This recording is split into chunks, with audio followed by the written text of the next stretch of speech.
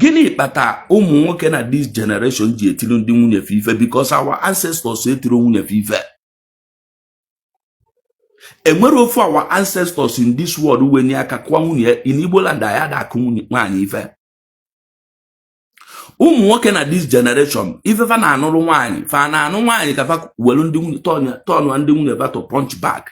Or ife ụmụ nwoke in this generation na anụrụ nwaanyị. It is time some of these women ga-sit down jụọ onwe ba sị di ma na anụ m onye abịa nụva m fụsịa m nwaanyị ikebara ka tebụl nya alara ka isi mmadụ onwere ife afa na-enwe chọrọ arapụsị ndị a niile nwoke a wee bịa chuzuo eyi ife ọnụ tara m ọka mụ na eteta ụtụtụ na-eme argument every morning. Oge elugo mgbe anyị ga-ebido from family correct ba this thing na-emenụ. Because ọ na ya ebido na family correct bịa ife a bụ nzuzu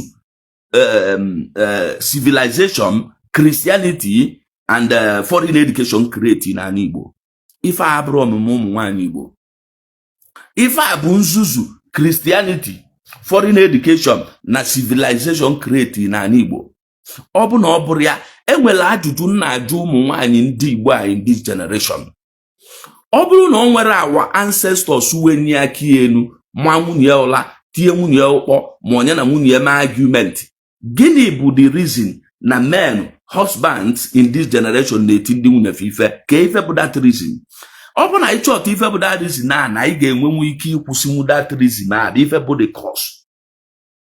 Because na you can never solve a problem in this world without solving the cause. Ana m agwa ndị mmadụ ile niile ahụ na-agbawa na Facebook wilu maka onwere meaning. A lot of men ka ya na-eti nwunye fife. Enwere ife ga-stop nwunye. Also ipụta ebe a na-agba m na ụmụ nwaanyị na ọnụ fa dị na power fa dị n'ọnụ fa. Ọ bụ na ọnụ ya dị na ya, ọ bụ na power ya dị n'ọnụ ya, you should know how to use that your power sensibly. Ọ bụrụ na ọ nwere our ancestors ma our fathers nya na nwunye kọrọ ọnụ nya na nwunye tiri nwunye ife, gịnị mezi ụmụ nwoke na this generation ji etiri ndị nwunye ife? Because na ọ bụ na anyị nọrọ na structure the cause of our problem. Kedu ife men na ya man solve the problem? Any of my sister dị eti ife elugo ọ bata na ba ya nchuchi ya azụ obulu abịa ọsọ ya dị Lagos dị rent ya ọ ma bi na this family. Enwe any of my sisters be dị na tapụta ebe a na-egeresi ọnụ na dị etiri ya ebe ofe elugo. Ọ bụ na gị na dị nwebe nsogbu ife ihe eme na ya anataba ba ya ozugbo ịnata ịbịagwa anyị na ife nwoke a na-eme na adịrọ mma. You need ije challenge be a man. You need ije ka I change a man as a woman. Ọ na-anụ ya anụ. Onwe ife dị imebe today as a woman na-ege m ntị. Biko ụmụ nwanne share this program ka oluo ụmụ nwanne ya ntị ndị a n'obodo oyibo na alafu mma abịatụ ndị a n'obodo oyibo na alafu sifa ka nkọwala unu ife ji alafuru unu nwa bi n'ala Igbo here. Famesi ife niile afa na-eme n'obodo oyibo fanatakwa here, they will still face the consequences unless ma ebie ba nwa ebe nyefe ebe a. Ọ bụrụ bụ nwaanyị Igbo na-ege m ntị na gị na nwunye ya bi n'ala Igbo today, gị na di ya wee na-enwe okwu onwe ife dị na-emere a challenges na di gị. Kedu ife unu na challenge lu ndị dị unu? Kedu ife ị na-akọlụ dị gị ọnụ? Kedu ife ị na-abụrụ dị gị ọnụ to the point dị ya anya di ya erezi ya aka ka o tie ya ife kwụrụ ebe a dodobi ya na-akwasị ya gbuo gị na-etinye ya ife? Think about your children. Think about yourself. Think about those character unu na-display na marriage ebe oge eri dị gị, because na mgbe akụbara ife enwe ike akụgbuo ya nwa nwoke ejebe prison ụmụ ga-ataba afụfụ nwekene na uche. Amarụ with the power of university, all of you na this generation, kedu ife men unu ama control nro marriage? Our ancestors, our foremothers grow university, but they were able to control their marriage perfectly. Man, unu nwa je university, unu nwa je obodo oyibo, unu nwa many things. Nekene ka marriage nọ na this generation. Etete ụtụtụ a na-akọ akụkọ asị na ofu husband kugbu nwunye akpụli ya jee court, sentence ya tụọ unu apụta na amụ na social media na-enwe aṅụrị. A good something ka ọ bụ, a good legacy ka ọ bụ to this generation. Gịnị ka ị ya na-eme? Listen, as a woman, because a na-agwa unu na ọnụ nwa bụ ụmụ nwaanyị with the cause of this problem na asị na ọ bụrụ unu ọ bụrụ unu bụ the cause of this problem a ife a na-emekịta na ọ bụrụ unu nwa bụ the cause of it, gịnị kpatara na our forefathers etiri nwunye ife? Let us agree that na itizi ụmụ nwaanyị ife dị na DNA ụmụ nwoke ndị Igbo. Ụmụ nwoke Igbo adịghị. O nwere nwoke Igbo nọ n'elu ụwa ga-erezi nwoke tie nwunye ife n'anya dị mma ma n'obi ụtọ. Before ifu nwoke bido mebe that ma na nwaanyị emefega ofe big instead of ịnọrọ na be nwoke challenge bie ka gịnị akụwa ọkpọ, gịnị mere ihe burola akpa anyị na be nna since ifugo na onye abụrụ mmadụ na gịnị ama mbinwụrọ na o nwere uru ọbala gị, gịnị ka ị na-eje ka unu n'ụwa ọgụ fọ? Ọ bụ na ibido kụziwere ụmụ nwaanyị Igbo fa anụsa na dife ọgụ gbagodo n'ime ife ya eme na ya eteta ụtụ si n'onwe nwaanyị gbu di n'onwe nwoke gbu nwunye ya. It's not all about stopping the men. You must stop where I nebu money. I can nebu money because now anger we natural something. Anger in an have that's not and we walk on what another we walk provoke where people give for reaction. You walk away natural phenomena. All the new money of no one they provoke when I'm a bullion we get and a woman manism or woman manism. And where you walk in him or her, you walk in everybody. Now, open order at the abroad somebody may preach separation or divorce your wife or divorce your husband. Abroad somebody may preach here because of settle the problem. The reason when I be the man, and a lot of people are married in this generation. That's why the Bible says people perish because they lack knowledge. Also because you did not pray. Also because you did not go to school. Also because you lack knowledge. Open again a DNA so in this generation as a woman, kedo the right inwe, kedo the privilege, kedo any the temerity, a challenge ye, Guinean walk, kubo physical fight. I'm a name with so many responsible men on earth. I don't know no more care the perfect. I don't know no more care the right in even needing if no. Man even na Jobo. Kedu ife kpata so many women in this generation na apụta ka na diva kuwa ọkpọ? How na ebido juba this question na wee correct ya ụmụ nwaanyị na ọ bụ na ife elugo na nke ịkụ ọkpọ, ọ bụ na ife elugo na nke ịmụla, ọ bụ na ife elugo na nke igbu mmadụ, buru na akpa anyị na-abịa nna anyị mpa na ụmụ nwanne anyị no go and challenge them. Kedu ife ya nọrube nwoke gịnị a na-aba azọba aka onye ka ibie unu apịrị aka ọkpọ ọpịa aka ọkpọ kwa ya ịkụ anya idodobe ya na-afụ na etivi ife gbuo m egbuzie ndị mmadụ apụta kụọ eribe nonsense. A good legacy kobo. We need to teach our women how to respect their husband. Now, open at the man in that respect, I'd return ya. Nah, I don't know go. Can you even near this thing? Any of my sister but ever dear Kwani I can only listen to you if you are here to learn a complaint, even the man and drama. People are by but here on a dear Quago and I know they go there because when we keep weba well out of anger buoya, more than well out of anger buoya. Give me no part. Let's be sensible in this generation. It's not about fighting, it's not about talking, it's about thinking. Use your sense. If a problem in this generation, human beings are not using their sense. If you are using your sense apart from using your mouth to talk, if they are not work very well, I'm alone know when they are not even a wife, so like it's the type of the woman nature. Man, open it when they use your brain, you can easily ignore those people now, Mariva. Then people are matter, well, they are made a topic in a social media. They will not think about the children involved. Now, these people are as papa, these people are as mama, these people are as anything. Papa found us in a prison, mama found on a grave. Keko Mwazia is in a field. Also, I'm not when 5 children. The only thing I think now, the greatest achievement in my life for my wife. And where any other thing on now, for one achieve, but the greatest achievement in my life now, and not many other thing apart from her. And we'll go a legitimate also so many I know. Only if I look, my wife will not understand it. It was the greatest achievement you're seeing on fine, on young man. But the only person now but the great thing in my life. So many men have put their wives in this manner, but the problem when the bad character of the wife put about the marriage, or whether if I not by kita, in a say get up one. ọsị gị rapụ ọnya otu a nọ kịta na otu a so many men nọ enwere ife na-enye anyị joy na-abụrụ nwunye anyị. Ana m agwa ya ndị mmadụ, listen, so many women na-apụta na this generation na-agbagwo ileko maka si na diva alaikrofa na diva ala ọvrofa ka ife na-ese okwu onwego one bad attitude ọ na-display the man na-achọrọ ọ na onweghị ife ọ stand ọ na-achọ the man na-abịa na ife anyị na-achọ na ọma ndị possible.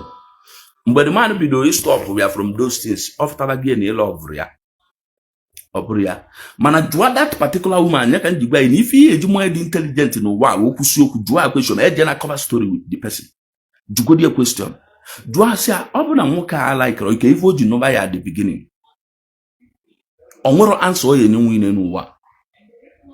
Some of these women ada anọdụ ana jụọ asị di m na-anụ gịnị ma o ji nụba m, onye a na-anụ m gịnị ma o ji nụba m. They know the answer. So if you no, that man because 90% of women in this generation marry their husband because they want to benefit something. Find over their husband because fact you know that marriage for a mission or for a purpose. Even into marriage today for a purpose or for a mission, it can achieve great things. But the moment he buy into marriage with the ideology of benefiting something from that marriage yaman ganiru. Because first, if it in that marriage, you will benefit. Or bro, something that will benefit the marriage. Because the moment it will benefit that marriage, your husband will need focus. No, why no need me? If you cannot respect the only man on earth that has eligibility over your nakedness as a woman, but going on here respect. No, na just gini na emunu. So many of you people they fail to go na marriage. That's why in the car banaga show bro ibo abu diva niedia. Ofodo kaji diva banana because na the man who veje police na social media ba na call ni even abakamoto. Look, let me tell you people. Let me tell you women. Open this morning adaga for umu nwoke ona aga to umu nwanyi. Any the mundi ofodo ni munu ndi nke nwe sense na apatagodi. Let us debate this thing. Let us discuss about this marriage of a thing. Can you imagine the cause of these predicaments I need face in a marriage? Otu ano kete enwe umu nwoke ndi poor sinner from poor family we pata.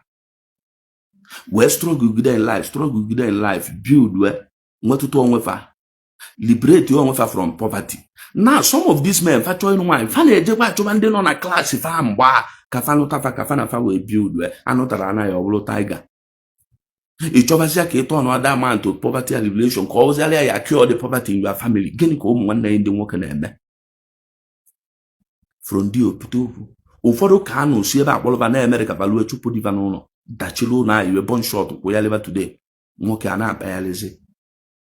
Enwere ife bụ nwoke n'ụwa ka nwunye frustrate yanya. So many of you people na-abịa maka ụmụ nwaanyị pụtaba na they will be shedding crocodile tears on social media or television. Ife dị ya n'ime ka nwoke anwa ka o jesowe nwoke ọzọ. So many women in this generation enwere conscience afọ John dị alụ na-enefe anya na-asị kedu ebe ndị a si wee pụta ọkwa ife awa fọmụla asị n'okwu okwu otu awa fọmụla asị si nụ ka ndị a si alụ di na nwunye nke fa. Listen, let me tell you people. Gwa m offense onye Igbo maybe nwa nwa ogbenye struggle na America, nwa nwa ogbenye struggle na UK, nwa nwa ogbenye struggle na Europe ma na Asia country wee kpata ego wee sị ka arapụ ndị ọcha niile adịsị ka ọgba nje masịrị mma ukwu tem ala dị ka kedu ife ya ka ebe yesi compare na ụmụ nwaanyị Igbo na mma onwe mana so many of our brothers rapụsị vasị na ndị a buru jebe nụ ka nje nụta ọbara m wee gwanata na be anyị nụrụ nwaanyị oluwe na obodo oyibo nwaanyị apịa nwaanyị azụ chụpụ ya n'ụlọ balance ya na-abalị ya okwu okwu polisi nwaanyị Igbo epikie polisi kpọọlụ die pụgụta anya obodo oyibo anyị nọrọ na-enene onwere na-ekwu okwu. Ndị nke nọzi ebe a pụtafụ ya na social media fa challenge be difa na fabi ebe a o nwee ike wụle ya na-azụ afịa na Aba, nwee ike wụle ya na-azụ afịa na Ọnịcha, nwee ike wụle ya na-azụ afịa na Lagos, nwee ike wụle ya na-azụ afịa na Abuja, Kano, Kaduna, Jos. Ọ baa ife ọ mụtara na social media ka o display enya ebe a ka o wee chụpụ di ya n'ụlọ tu.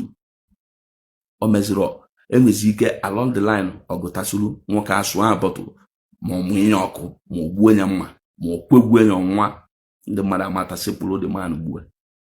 gịnị mere na ya man stand ro ka ibido kuziere ụmụ nwaanyị Igbo in this generation that na fa need submit totally to their husbands. Before the Bible came to our land, anyị enweghị ife a na-akpọ submission. Ma ọ bụrụ Bible kụziri ndị Igbo na submission bụ a good thing in marriage. Kedu ife submission? Submission bụ na you reason. Women are intelligent more than men, but you have to reason with the reasoning of your husband. Nwoke ọbụla nọ n'ụwa na-apụta sị na ụmụ nwoke ka ụmụ nwaanyị mara ife ọghọtabeghị ụwa. Just as na this generation of women fail go their duty fa na-apụtazi ya ịpụta self na-agbaba na fa mara ife fa sị na fa bụ ụmụ nwaanyị. It is time you need to start telling them to behave like human beings. They are human beings, not women. Open a bido behave like human beings. They will now see the mistake in marriages as women. But they present themselves after Kafame see that mistake, Nafa the habitual in doing mistake as women, which is very wrong. And where they got tolerating where? And where the family got tolerated. And the most painful something that this mistake, Buddha, any family today, I know Tangani or Mania, or Mwani, being on a social media support, I wear tackle, well, answer as Yana Benia, about okay. Not even men. Her fellow women got fighting at the family of no banana, Nibu, and Nessa about Mwada.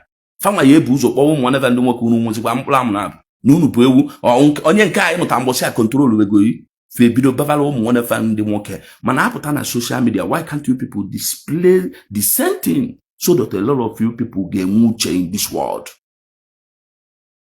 Can I even one night walk in America? May we are not looking to America. If I challenge you, and I will tell social media now go one Igbo, fat to put different honor. Open a D, Papaya Udumro Bodo Yibo, Papaya Udumro Mama Yobodo Yibo. Mana dia tagida afweba nweta akwụkwọ were rapụ ndị ọcha niile ama mma. 99% of Igbo women n'obodo Igbo enwere nwoke fapụtago dia faya pụta fa charge $10,000 to $15,000 ịgbagota game ya bamesi aba divorce wa ijepụta onye ọzọ. A lot of men ma akwụ ịdị na-eme datin na-akpọta ụmụ nwaanyị na-anafe ego mana fa asị mba ka m wele akpọrọ ofu ya ka mụ na ya bilu ka build way together. Kedu aja ife anyị nwa bụ ụmụ nwoke na-eme unu nwa ụmụ nwaanyị na this generation? Apart from it, in on one. Then a young one day, I'm at 2 1 Osinachi Mata, and I just call to every day, you wear that man. Whom we were often. And we even talk and drown. Or the do can walk at a to let us face the fact. Let us face the fact. I am a good labor problem. Or do I am a bomado, na walk at a to or pillow or cover moon. Ever possibility of a man waking up in the morning and start fighting his wife. Kedife with the cause of that fight. Kedife na cause ya. Open I malo the cause now. Let us treat the cause. And when we get in force again, bulunu buena social media. Me volunteer when see well into aja. Kai fight ya the cause of this problem. Kum one be royal, submissive. Disrespectful to their husband. Kedo yeti munye ife. Unumali ifo ne take a single man before no a woman. Kuncheno nketa to ngani ofulu blue button no. So many men na ga processes di chiche tuando ya chwa no koto di confuse o ya mazi onye nke o ye choose. Onya me foru megidi vibe di blaka bin and sia boki. Blue ofu ikputu na enwere isi na mmadu button no. Automatic life ya. Ibulu fun kanka mmadụ anụ ana azụrụ azụ na enwere ebe o si wepụta onye ebuata ya n'ụlọ okwu iribe nonsense ibuatazi anya otuwa challenge ọ pụta na family ụlọ cover nonsense. I pity some family ya na tolerate ụdị very ota ebe a nye gị ọsọ ozugbo ụdị ife dị otu a mee nye gị ọsọ ozugbo because ọ bụ na agbara ụzọ were mgbe ọ dịrị echi. There are so many families I were unable today. I not any problem about but I may blame the men give room to such but a family for maybe a family for. And may blame Momoke Janotamania, one negina fadito, negina fadito, family in oniato, Kije Janotamado, no tabuno, but tabuno, yes, abuno, and any anuna rioso. unu ama nye nwe ọsọ ka ọ na-abịa nna ya je ya sa abịa nna ya olu ebe nna ya kịta ụmụ nwaanyị ndị ụmụ nwanne nwaanyị lụta ya enyi ọsọ ozugbo si ebe apụwa na be nna ya amụnye onwere ife o ya emenwu ị na-abịa enyi ọsọ ojekwa ụlọ na Ọnịcha nwana mpụ obili ọma nnatazi be nna ya mana ọ ya pụta balansị ya bụrụ ya sa bụrụ na-agbachi nkịtị asụ ụmụ nwoke ma gị nwa ruo ewu jee nụta ya anụta marriage a na-anụ agba ancestors n'otu nye ọgwụ ana m agwa ndị mmadụ okwu siba polygamous marriage solves all this problem. Yes, mana because na akụzigolo ndị nke na marriage will love, marriage will love. There is no atom of love in marriage. That's why na marriage nke anyị na-anụ adaga enwere nwoke na n'ụwa anụ nwunye ya maka no love ya 90% of or 95% of men nụrụ nwaanyị n'elu ụwa andro ever love.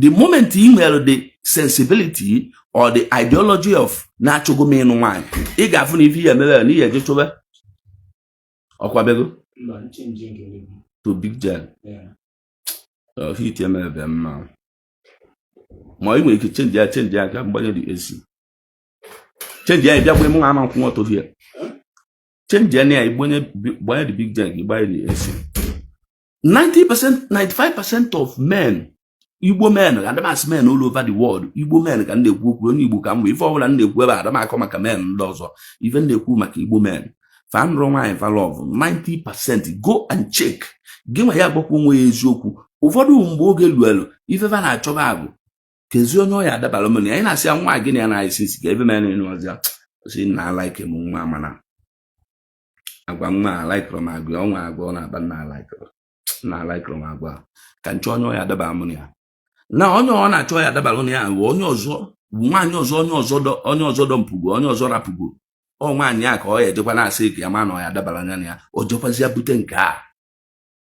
Now a lot of people na-afịa na ịnụ nwaanyị chụọ dị very easy ọ dịrị easy like that. It is not easy. Anyị ama nji ka anyị nụọ chụọ wee solve this problem. Ana m agba ndị mmadụ ọ bụrụ ọchụchụ enyi dị ya bido gbawa ụmụ nwaanyị na ịkpalụ since iti nwaanyị ife dị wrong na ịkpali nwoke dịkwa wrong also. So many women na-sit on this social media na-akpọ ụmụ nwoke iyi ka o sọfa na-akpali ndị dị mmadụ na-akpali onye ọbụla ọ fụrụ ọkpalịa kpogodi ya iyi kịta ị ga-afụ ụmụ nwoke ndị abuchi agricultural BS vapụta na-ekwugheri na sọpọtụ nwaanyị a na-asị na ị na-anụsa nwaanyị ọgụ na ị na-eme nwaanyị nke a na ị na-eme nwaanyị ọ na ịmara na onye ahụ nwaanyị gị arapịa ọ na-ezuzu na-exhibit ignorance on social media. Other women are emulating the character. Nobody want to talk. Igwe asị na nwoke na ịbụrụ gentleman na ị nwere respect for yourself gịnị ka gị na ụmụ nwaanyị na-akọ onye ọbụla pụta na social media apụtagokwa ya na onye ọbụla ike ọnụ because everybody nọ here ife ahụ age grade ka ọ bụ ife ahụ age grade ebe ndị mmadụ du onye ọbụla nọ na ya onye ọbụla nọ na Facebook gị na onye ọbụla nọ here ugolo ọgba ọkpọ oyi ịchọ ịgbọkwalụ but na ọ bụ na ibido pụta here display a good character kụzibere ụmụ nwaanyị be anyị that na fa kwesịrị inye ụmụ nwoke fa respect gba na ife ya eme nwoke eteta otu debiri ọkpụ tie nwaanyị achọrọ m ịma ọ bụ na ị ga-ebido kụzibere ụmụ nwaanyị Igbo that na ị ga-enye the listen. So many Igbo women in this generation amara the value of marriage. So many of them don't want fa chọrọ ịnọ on their man because of gịnị. Some of them na-enwetatu ego ndị nke abicha America fa nweta ego fa eche na inweta ego agụgolo everything ọ bụla everything ọ bụrụ inweta ego agụgolo everything. So many men ama nnụ nwaanyị but because men in this generation are responsible. Onye nweta ego chụwa nwaanyị ọ ya anụ ka nya na ya nọlụ onye nweta ego chụwa nwaanyị ọ ya anụ ka nya na ya nọlụ agbala njem mmụọ na-apụ onye nweta ego chụwa nwaanyị ọ ya anụ ka nya na ya nọlụ. How many rich women in Igbo land today nụrụ di? How many, so many men who be rich in Igbo land no nwaanyị dị submissive to their wives. The first submission on earth na abịa from a man. The first submission in marriage from a man ka o si abịa that proposal o digo royal to you. But iche na the submission ị na-eme expect wee pụta dị ịchọ ịpụ apụ isi anọrọ ana anya apụ na apụ ka ebe ọ na-eje iche na ọsịzi ya na ya apụrụ na ọ digo submissive to you. No. Your character as a wife determines your husband's behavior. Your knowledge as a wife controls the wisdom of your husband. Ekunyara Stein, the husband hunter mata, although na menwero tiny address ya, mana ka ma address ya man nalu again with if order na page ya, can make you address ya one by one, can kuzieli if on amara about being a woman. Ma kuzuru husband, the husband hunter, things on amara about being a woman. Ma we are how powerful women are in the world. It's not about talking. It's about using your sense. Or be at mad at him attacking one more rapia because the men were on a chance because if I have a tactical discussion. As a woman, you have every power to control your husband, but controlling him about talking. A man control any man in this world with your one, no. You have character to display. All that character I keep here. When you display that character, that your character determines his behavior. Ona mi for na nwunyem oyi nwanyi nwanne nwanyi mam nwa nwanyi o mo megi enwere nwoke no n'ụwa ya emenwu ife ocho eme like so many people address it na a good man enwere nwoke we a good man in this world till you get married to a woman. When you get married to a woman, that woman will now start determine how you behave. Oburu no ya de control we babali mba icho ibu moto posi bata no no lana icho gi jefu ya friends o si ge je na fo onyo na gi no leba ka gi na no oburu ya. The moment he display that good character, oh my God, time to do everything. And when even okay you made today, okay, if a woman open him and respect the only man on earth that has eligibility over that nakedness that controls the brain of a man, can cause you any respect? Can cause you control? But couldn't cause you control. Open again, you're on a bed. I see a dear put you or pull je immediately. Isi agbanyo ọkụ, isi ipu panty, isi ipu brace. That time, you had the power. After the thing, can you ever see you has power to do all those things? So twice I am born on a bed. Again, the easiest way to control a man no why if he men can so that him weak will come and keep you. Man, I don't know why you make excuses for it. Actually, me buy today. Baby, I told you by Tuesday, see I'm about married no nini slave. You know, time I know you go na benam, gonna keep unisim, you poor live. Oh, at the end of the day, you poor receive or chalk again and when so was he, Jabuna. He just say, not 18 in ipity, we have talk on. You want a character to control him. You are the character in a display in your marriage will determine your husband's behavior. So many women are married. If you're on a van, na shebi. Born due to shower, I blame men for all those things. It's all wine today, the bleaching cream, Juna Bay, you born short with the brand out wale. People are seeing the level of the wife, you know. If I spend this year, and just one day, you face where your consequences inside the room. I blame so many men at this day. Go and get a wife. No shower better shower one go na where ndi bleaching cream na na bottle gini ki difeme bido na ndi do stand there na ebe ekwu okwu vibe na dem here o choro onya na bag na ụtụtụ a. This our brother na the confirmers general onwe na nwanyị na Ghana. A lot of people na appear hammer on nwanyị na Ghana no date is somebody na Nigeria mara ma na do ri nwa ka ogene happier. Ono kara mma na rapu nya n'oge da mgbe anu ba da marriage ya unu nwa asịba do uri rapu onya. Today nwoke determine na nwanyị a na ma chọrọ ya it becomes a problem. It becomes a problem. Unu ekwana iwe achọ nke change the generator ka nwa ike bunye esi. It becomes a problem oge man selu na nwanyị a na-edate na onwe character mfu n'ime na ma chọrọ enu ya ndị mmadụ amata. Pia hama ide tisigi rapia mana ọ bụ na nwaanyị aba into marriage onwe eve nwoke amefe apụtasị ya black ya na and o black ya na all the right and o black ya na forgetting the amount of money put n'isi ego eji gbankwụ ego eji mee bread shower ego eji gba akwụkwọ ego eji mee so many things ye mee put n'isi I forget ya nwaanyị ya kwuchiere ya asị kwuchi ya ngo weta 1000 eme n'isi ka onye ya kwụkwọ expenses in those of. Who will cater for the expenses here, Melonesia? Millions of naira rent hall ebana agba mmanya nwanne ya ngo man friends papa pobia ndo ya nwanyi bia mebe shower e get ilunisi for hotel akwuru fa ego the man spend Who will bear the consequences of all those, the expenses of all those things? The man agba lost. Obula biapwa, yibe pon shot, bayaliba, tebe makeup, mata na social media, bobi ke pueribe.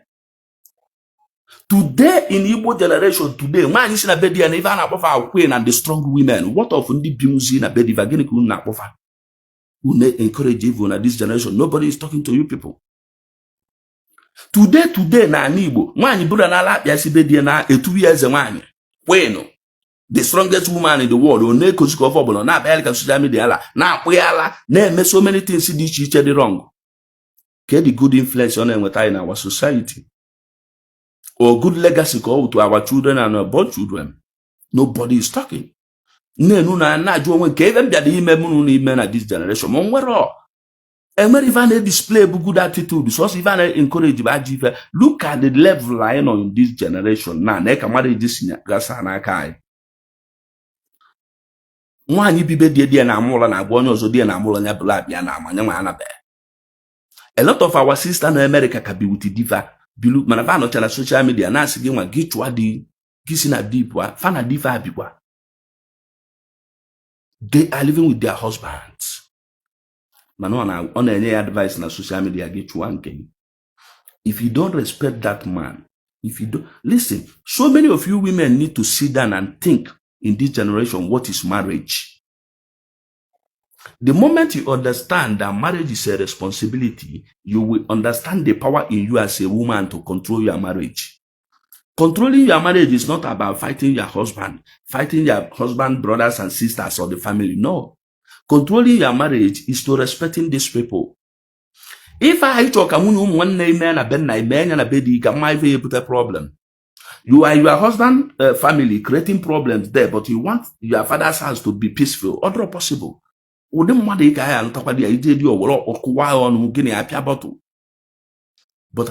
are we going to continue in this manner?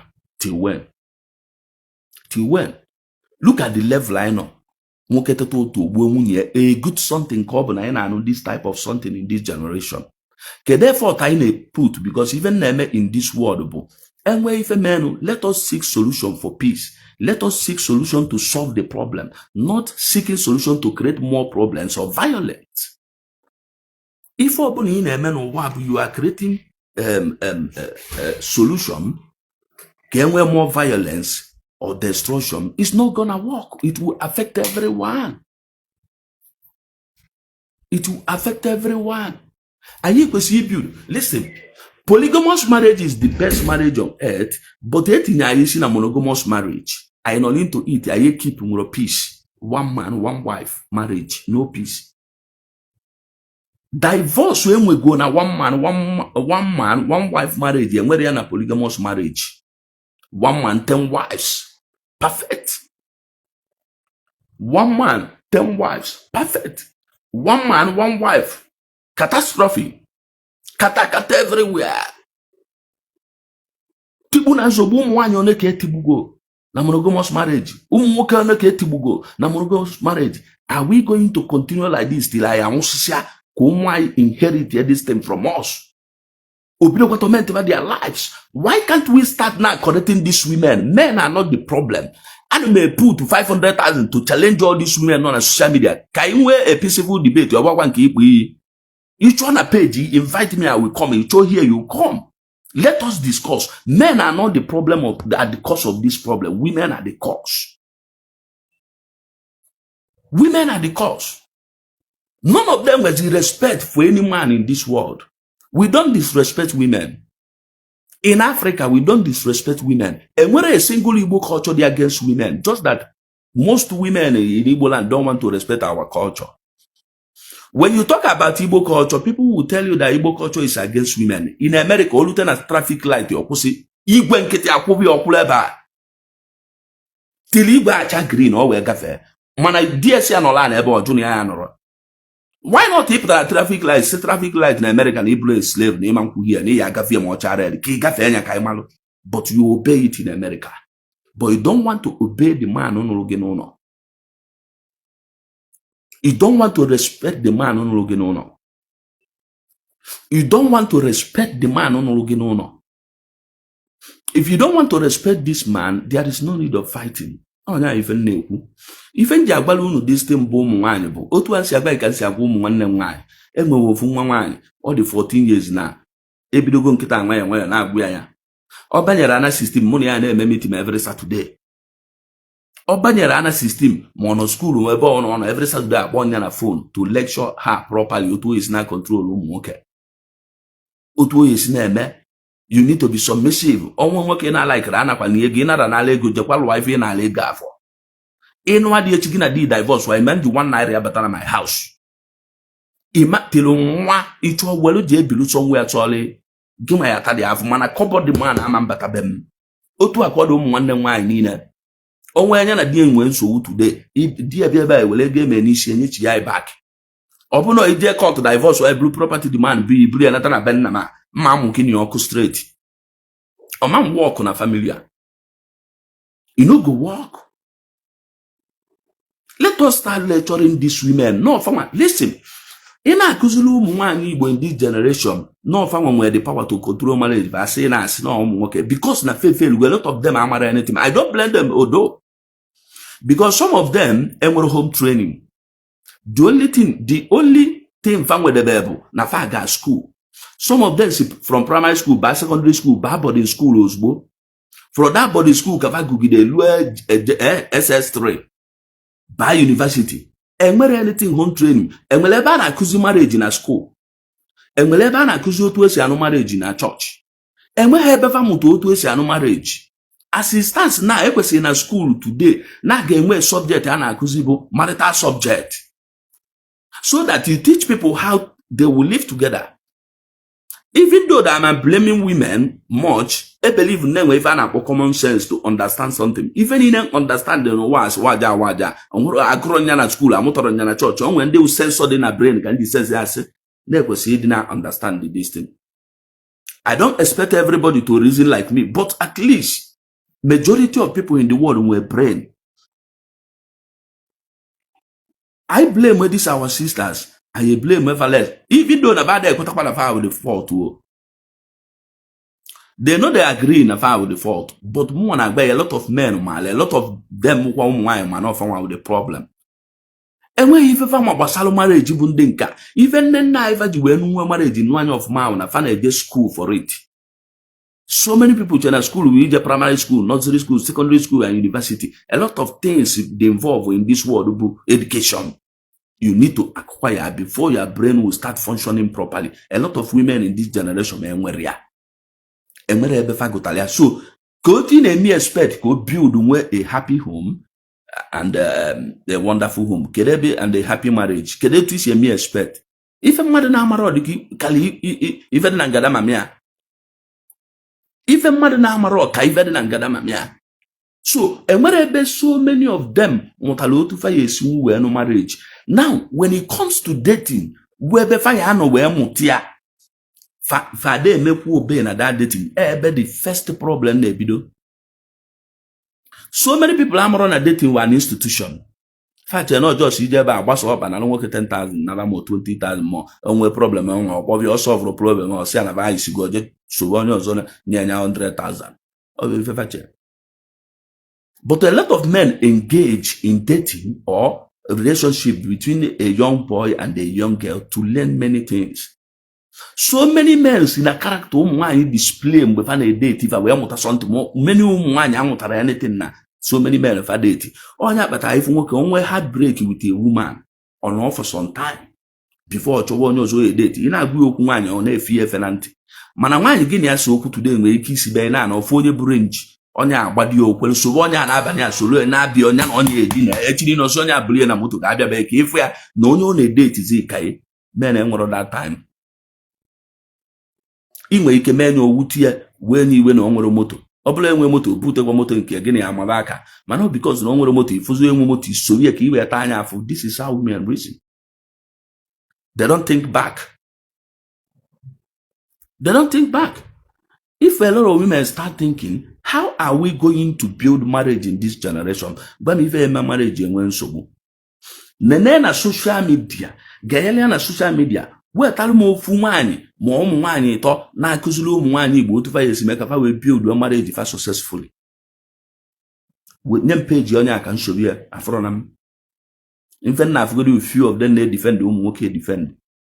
Kedu onye na-akụziri ụmụ nwaanyị Igbo how to build their marriage, successful marriage, a happy home? Kedu onye na-akụziri fa ya na social media?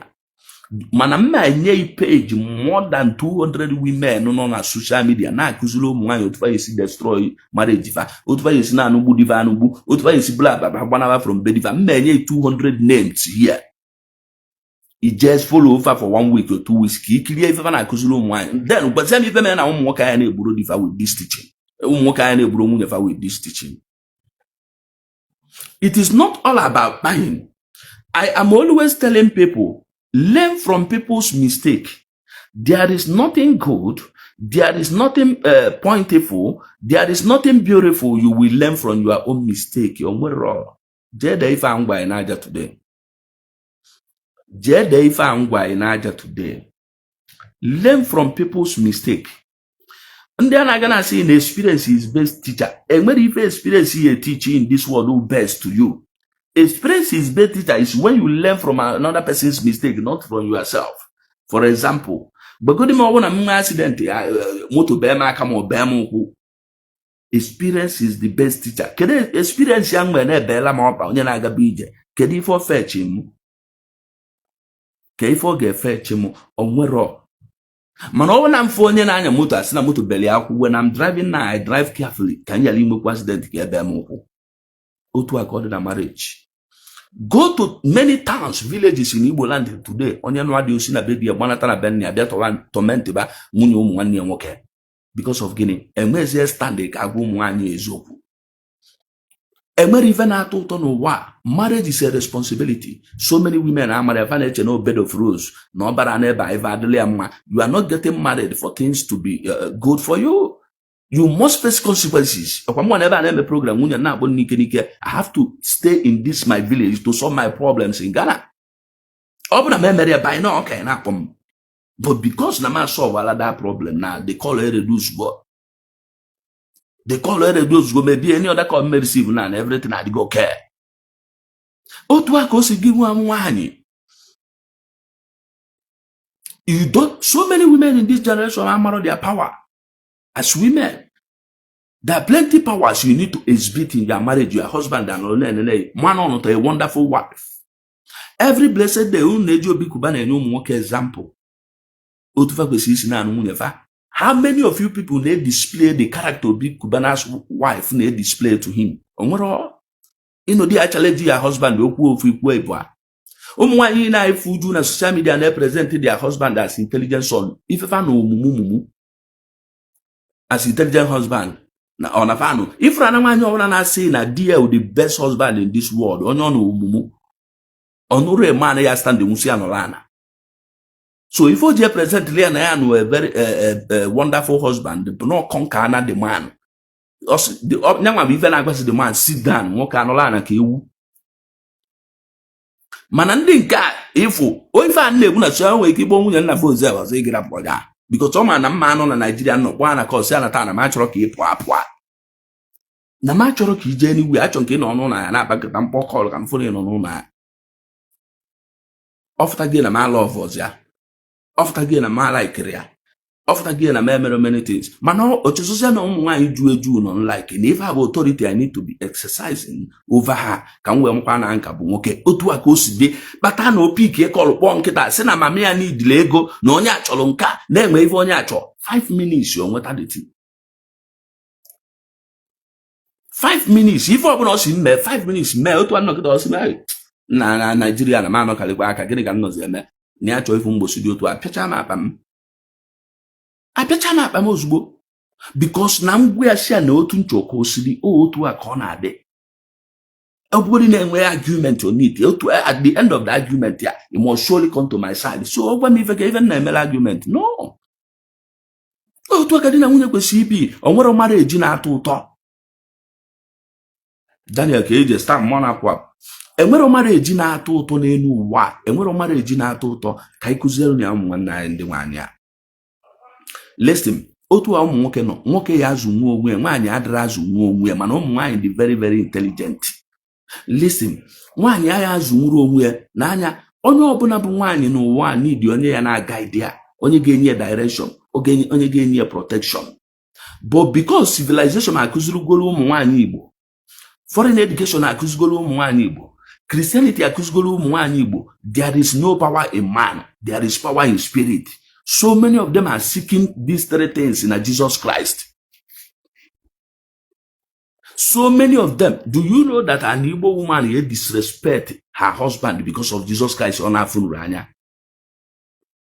So many Igbo women today aman disrespect Jesus. And where of any never happen Jesus, even though no big that believe on it, they fail where Jesus Jesus. But many of them now abuse, now torment their husbands, they disrespect their husband day in, day out. Because of Guinea, Alubanya governor, there is power in Jesus. Na if I Jesus Christ na emere all over, na enwere ya emenwurufa ya n'ụwa. Jesus ya atụwa nwunye ime. Jesus Christ ya atụwa nwunye ime as a woman. Jesus Christ ya abịa gbanwu nkwụ gị. Jesus ya katanwu responsibility gị. Jesus ya akpoje nwunye America. Jesus ya akpoje nwunye UK. So many Igbo men mele ya nwunye fa. And well, so many Igbos living in diaspora, mama fa abịa bụ obodo Igbo, mama nwunye fa abịa go n'ọlụ nwa akwụkwọ n'afịa. And well, so many Igbo men living in diaspora, mama nwụta afa nwa abịa bụ obodo Igbo before. Mana nwunye fa amụgwọ nwa tụrụ eneme ọmụgwọ, mama nwunye fa bịa nọrọla America till today na-eyi bunshot, na-ata keki, na-ata pancake, na-akwụyali na America, na-ete makeup. Buzialụ kazia nwa ya nwaanyị dị young. Isi ya na ọjụ na ya narọ. Nọla America nwa akwụkwọ na-efezi amị, mana mama onye nụta nwaanyị ya abịa enwere na akwụkwọ, ọ bịara na oles ma nwa nwaanyị ọzọ ọ mụtazi sikwaturu another man wee nye dị akwụkwọ. Ọ na ọ bụrụ a beautiful thing ka ọ bụ, ọ na ọ bụrụ something worth emulating from Igbo men. Kedu ife ọzọ unu nwa ụmụ nwaanyị chọrọ ka ime sọsọ ife unu na-eziga ya as an example bụ ndị ụmụ nwoke Igbo gburu nwunye fa. Onye Igbo ahụ bụ nwoke gbu nwunye ya, ijugokwa kedu ife bụ the cause of that incident? Ka nwoke tata ụtụtụ o were mma gbuo nwunye ya, ka nwoke tata ụtụtụ o pịla okpoti gbuo nwunye ya, ka nwoke tata ụtụtụ o were aka odo kugbuo nwunye ya. Ọ bụ na ibido otu anyị nọkịta asị ndị Igbo nọ na social media wee jụwa question, wee jụwa ajụjụ, wee sịba ndị be anyị, gịnị na-eme ndị nwoke Igbo ji egburu onwe fa in this generation? Ọ dị ka na ya man solve only problems. It's very easy for us to solve. And when evil spirit na torment our lives. And when evil spirit na torment the lives of our women na marriage in our wrong orientation. If you don't want to get married as a woman, no na benna. Abun someone na akuzulu ndị man na social media ka ịmata na marriage is the greatest achievement of mankind on earth. To be sincere with you, on what if was here achieve no why greater than marriage. The greatest achievement of a man in his life being a good wife. No, something might change a good wife to become a bad wife, or to according to a man. Something might change a good husband to become a bad husband. But most important thing in life, you need to understand this world so that you can build yourself perfectly. The greatest achievement of a man in this world is your wife. And the greatest achievement of a woman in this world is your husband. Back your achievement to be done. Also, go out in America, go na Van, go na Los Angeles, go na London, go na Canada, Toronto University, go see even in a certificate in the no even in now we're vanity upon vanity. Bamoto ni na de no wa, luauno ni na de no wa, mwego ni na de no wa noro nwanyi. Abrome party na si je nwa ife obuna imegide no nwa na run process na abro to esi amnwa iwe flave. And otu aka is tagida af and otu aka line AGI produce you is tagida af till the generation a close way of a fuel. You must go through the right process. If I want to know one way, right process. And where if you achieve, Wamoto ni na di no wa, $1 billion na South Africa, when na London, bank ni na their bag, you owns them. enwere ife niile a bụ without your wife, your husband and the children. Enwere ike kwenye ụfọdụ ndị asị ya na ụfọdụ n'ụdị na nwunye na fa amụtara nwa, it is not your business. Onye n'ụlọ na-amụtara ọ stọpụrụ gị ma anụ na. Don't use such a thing as an excuse, because mgbe ị na-aga school onwe ndị felu na ijero felu mana ị na struggle ka ị pass ya. So ife onye na nwaanyị na-amụtara nwa today a na-ekwu okwu marriage bịa isi na o nwere onye na nwaanyị na ọ mụtara nwa na ọ bụrụ ya the greatest. Why not isi na ihe egoro moto ma inweta ego maka na moto egbugo ndị some people go moto. Gịnị mere na ihe apụtara? Because no, this area ka unu na-anọ confuse where people. Gịnị mere na ịma nsị onye Igbo asị onye Igbo na so many people go gwanụ moto buru ezi Lagos na moto agbuo ebe na ba nọ na grave today na nweta ego na ma ego kwa moto. Ọ na ịnụ ruo na plane crash na-egbu ndị mmadụ, mana ịkpata 1 naira kịta ego ịbara na 1 million ịma na ihe weta 100 and something thousand ka ịgba flight see picture na AP post na social media ka ndị mmadụ fụ na ịba agụ plane chesosia na onwe ike igbu. Mana asị jee nụwa nwaanyị ka ịbala onwe gị uru, jee nụwa di ka ịbala onwe gị uru, ichetabala anyị na onwe ndị nụrụ na-amụrụ nwa all their own problem. Allow them to face their problem. Kavaru ka gị nwa nwa ka ịmụta ka ị ghara face such consequences, because mgbe ezizi mgbe elili n'ụwa anyị nọ n'ime a day will come you will expire. One day will come you will expire, and the moment you expire ife niile ị nwere expire go ka ndị ya take control ya. Ọ bụrụ na ịbụ nwoke nwa nwunye ya banye, ọ bụkwa na ịbụ nwaanyị nwa di ya banye, ọ bụkwa na di ya ngwa unu na-abụ nwụsịa ụmụ ya ebido. Ọ bụzi na ịmụtara nwa that man a na-asị na onye abụ achievement. Who will continue? Who will continue? Heavyweight, I was never on a Nigerian line. Please, here cut to video. Who will continue? Who will continue? I'm asking a question. Obuzia that na enwerozi ifi achieve no, it was billionaire. Inwero nwa ibuzialu ndị ọcha na-ezuzu ya jevedezia wel sisinye bush mosinye nkịta mosinye horse ya ifugo be mmadụ tilo onwe ya. So ife ọbụla ị na-eme n'ụwa make sure na build your marriage no nya ahụ the greatest achievement ị nwere n'ụwa. From there enwere ife ya esi na arụpụta, enwere ife ya esi na arụpụta bụ mmadụ. Hello kabian.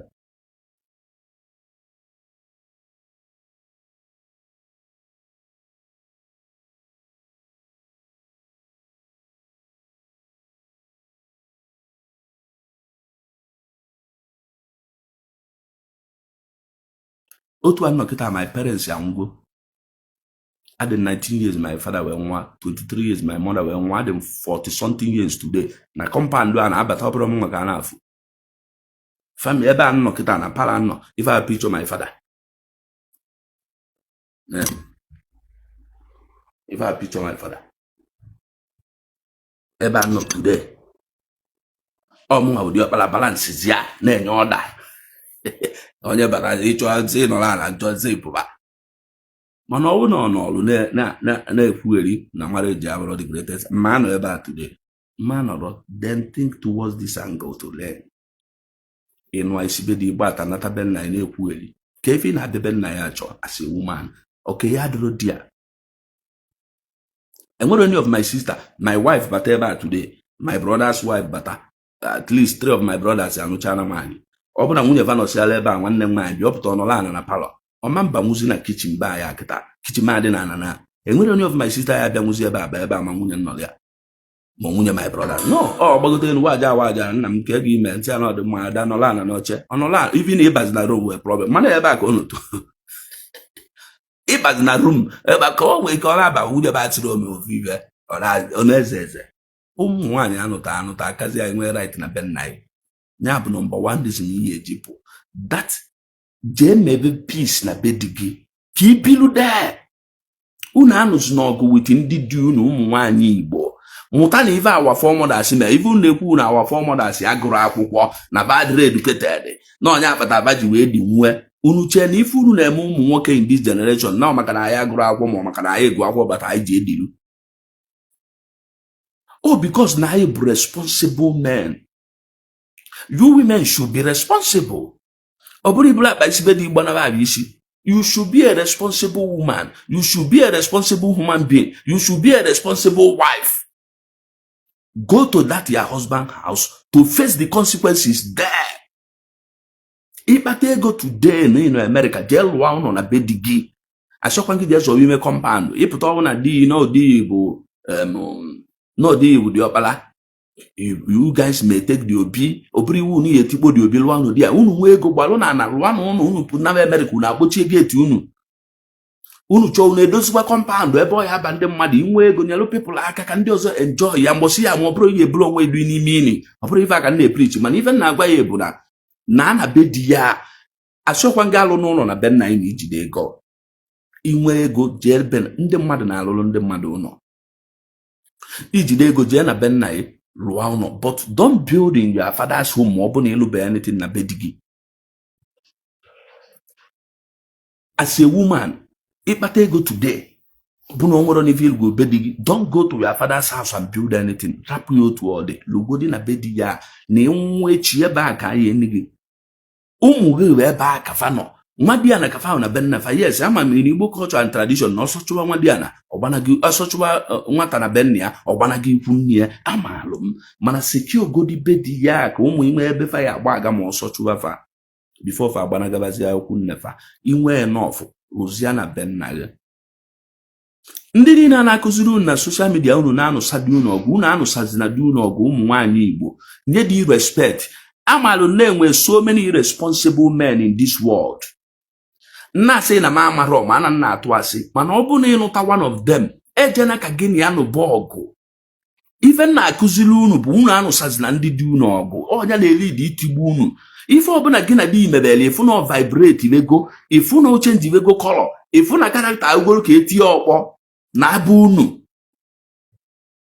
ejena pụrụsị ka gịnị akụwa ọkpọ maka na ịma na otie ive ndị mmadụ pụtaba na-asị hey na ọ na-eti nwunye ya ive na nwoke ahụ onye ala okwu ọnụ ka fa na-ekwu ọgị gị maka anyị akụkwa anya gị maka anyị akụgbu anyị ejedo ị na ọ bụrụ ndị a na-ekwugheri ive anyị na-ege ntị bikos ife na-eme unu na sọsọ ndị unu na-ege ntị ndị na-ekwugheri ekwugheri akụkpọ ọha anya ka akụkpọ ọ bụrụ nwaanyị a na-apụtasị ya ekpekpana ga-ekpekpana na nwoke a na-eme ya intimidate ọ bụrụ onye a kwelu ife a na-agba iketa eje na anụsa dị ọgụ nụsa devenu ndị dị unu ọgụ. Amalụ na-enwe ụmụ nwoke dị responsible in this world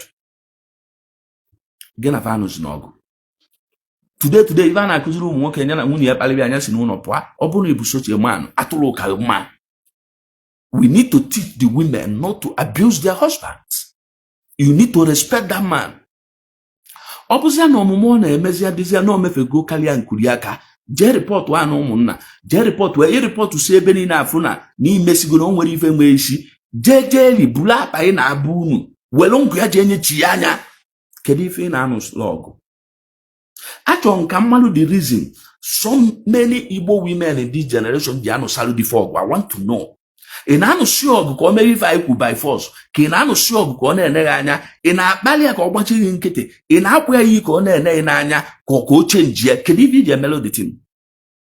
Man change nwụrụ like that. Onwe ife dị na-eme today ọ bụla ịma ntọrọreti muzie kedu onye nye right ịnụwa ọgụ with him like nke egbu na bagana to the point the man ibute fuel weta machis na-enye anya ọgwa anya mụghe ọkụ before ịpụta na ezibebe akwa begide akwa anwụrụ. Ọ bụrụ nzuzu. I don't want to talk about Osinachi own because no nwere ma ife menu just that I feel that na that man enwere mmadụ or even believe na that Osinachi husband enwere mmadụ na-akpata ụmụ nwanne Osinachi ji mata na-eje court every day. Ọ bụrụ na the man nwere mmadụ the case ama m dey like this because no evidence. Ọ ịkpọta ụmụazị fa bịa kwue many things ya gbasa ifafa kwue even though na ama na court nwere processes but let us use it as an example to correct the future. That is my concern. I'm not somebody ya give me put and be cover on the man. No, I will always log that in to correct the same problem. Kaimalu today na and where if I gain unantigide munye mi fetibua and where if you gain unitigide munye you fetibua today you gain nothing. If you destroy with the future of your children. So for us not to destroy the future of that our children, why can't we correct the cause of that problem? Why can't we correct the cause of that problem? Didn't repeat. This is why our ancestors did better than us. enwe ife torment be generation, they will now go and ask question. Can even me ife bad emele ekwenchi anya the thing emelebe aka na egbu nwaanyị Igbo na marriage in this generation. A laughable something, or something to joke with, or something we need to be proud of.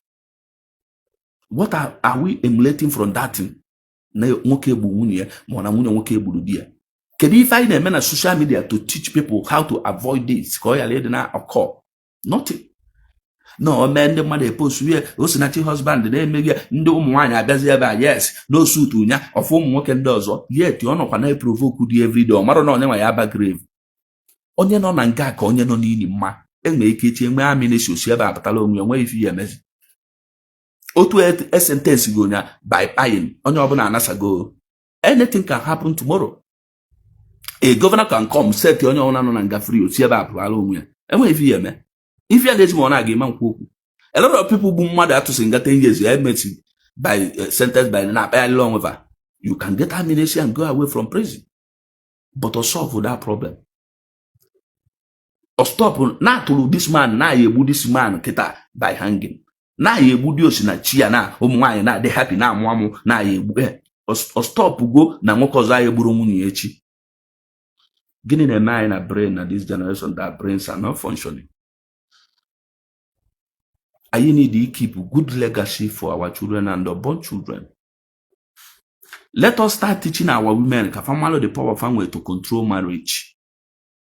Listen, head of house can never exist without the neck that carries the head. A lot of women need to understand that they are the foundation, the pillar that carries the house.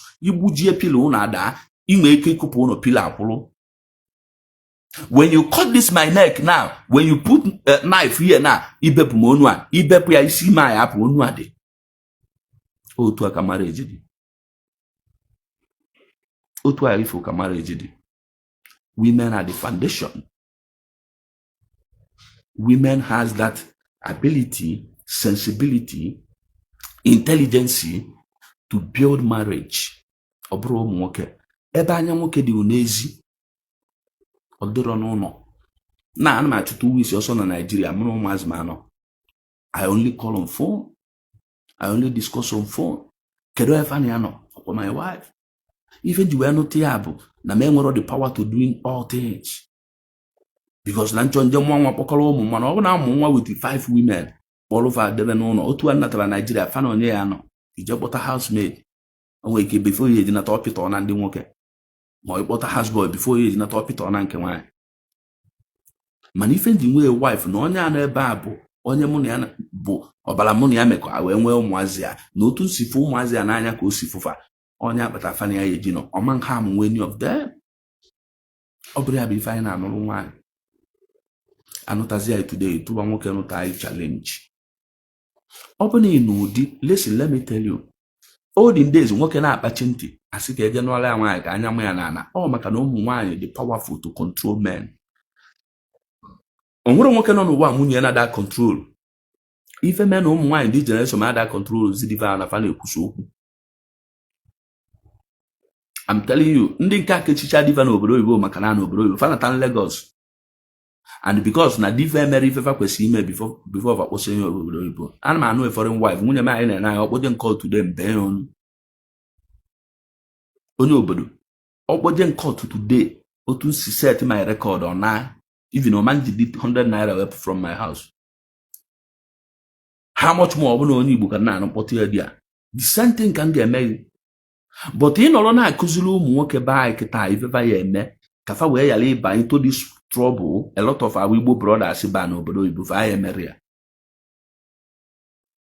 Jebo Mwine Kuzulu Mwine Beva was so many of them are intelligent enough to teach them the truth. If I mislead because for them with that ability to listen so that they understand what they will teach. No, if I'm not no go fever law against women, but I'm not a queer channel, they know to ever see a queer card. And we don't want anywhere the power in a low no, you know, but we don't want anywhere the power. In a way to secure your things. In well opportunity, in a way, in one today, what I do, but we boy and I parole them back.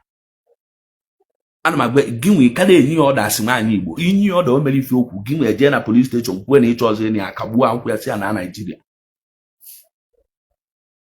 Ana magbe the truth. Mana ị na-agba a lot of Igbo men amara m enyefeala ụbụrụ fa apụa mgbe o rejiri ọpụta onye abata mfa. I don't pity them. And they pity ya na amara ife. You need to be smart and intelligent as a man. Ụmụnwaanyị dị very very intelligent. If you want to follow a woman in this world, you got this smart. Ụmụnwaanyị like ya na amara ife. Because na fama dị smart. No matter how little a woman they all the very very smart and intelligent more than a man. Onye abata na ịkpọta nwaanyị dị 20 years today, kpọta nwoke dị 20 years. Ife nwaanyị 20 years ya mara, nwoke dị 20 years ya mabele ya.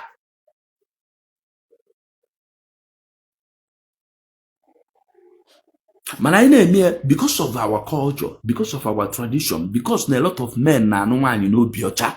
Enwere nwoke ga ịnụ nwunye today bụ ajọ ife n'obi. Mana so many women unu diva ụfọdụ unu ka attach to the man we liberate onwe o liberate na onwe o rapụ the man gbanaba. They don't care about ụmụ ọ ife akụziri fe otu aka uche ụmụ nwaanyị dị.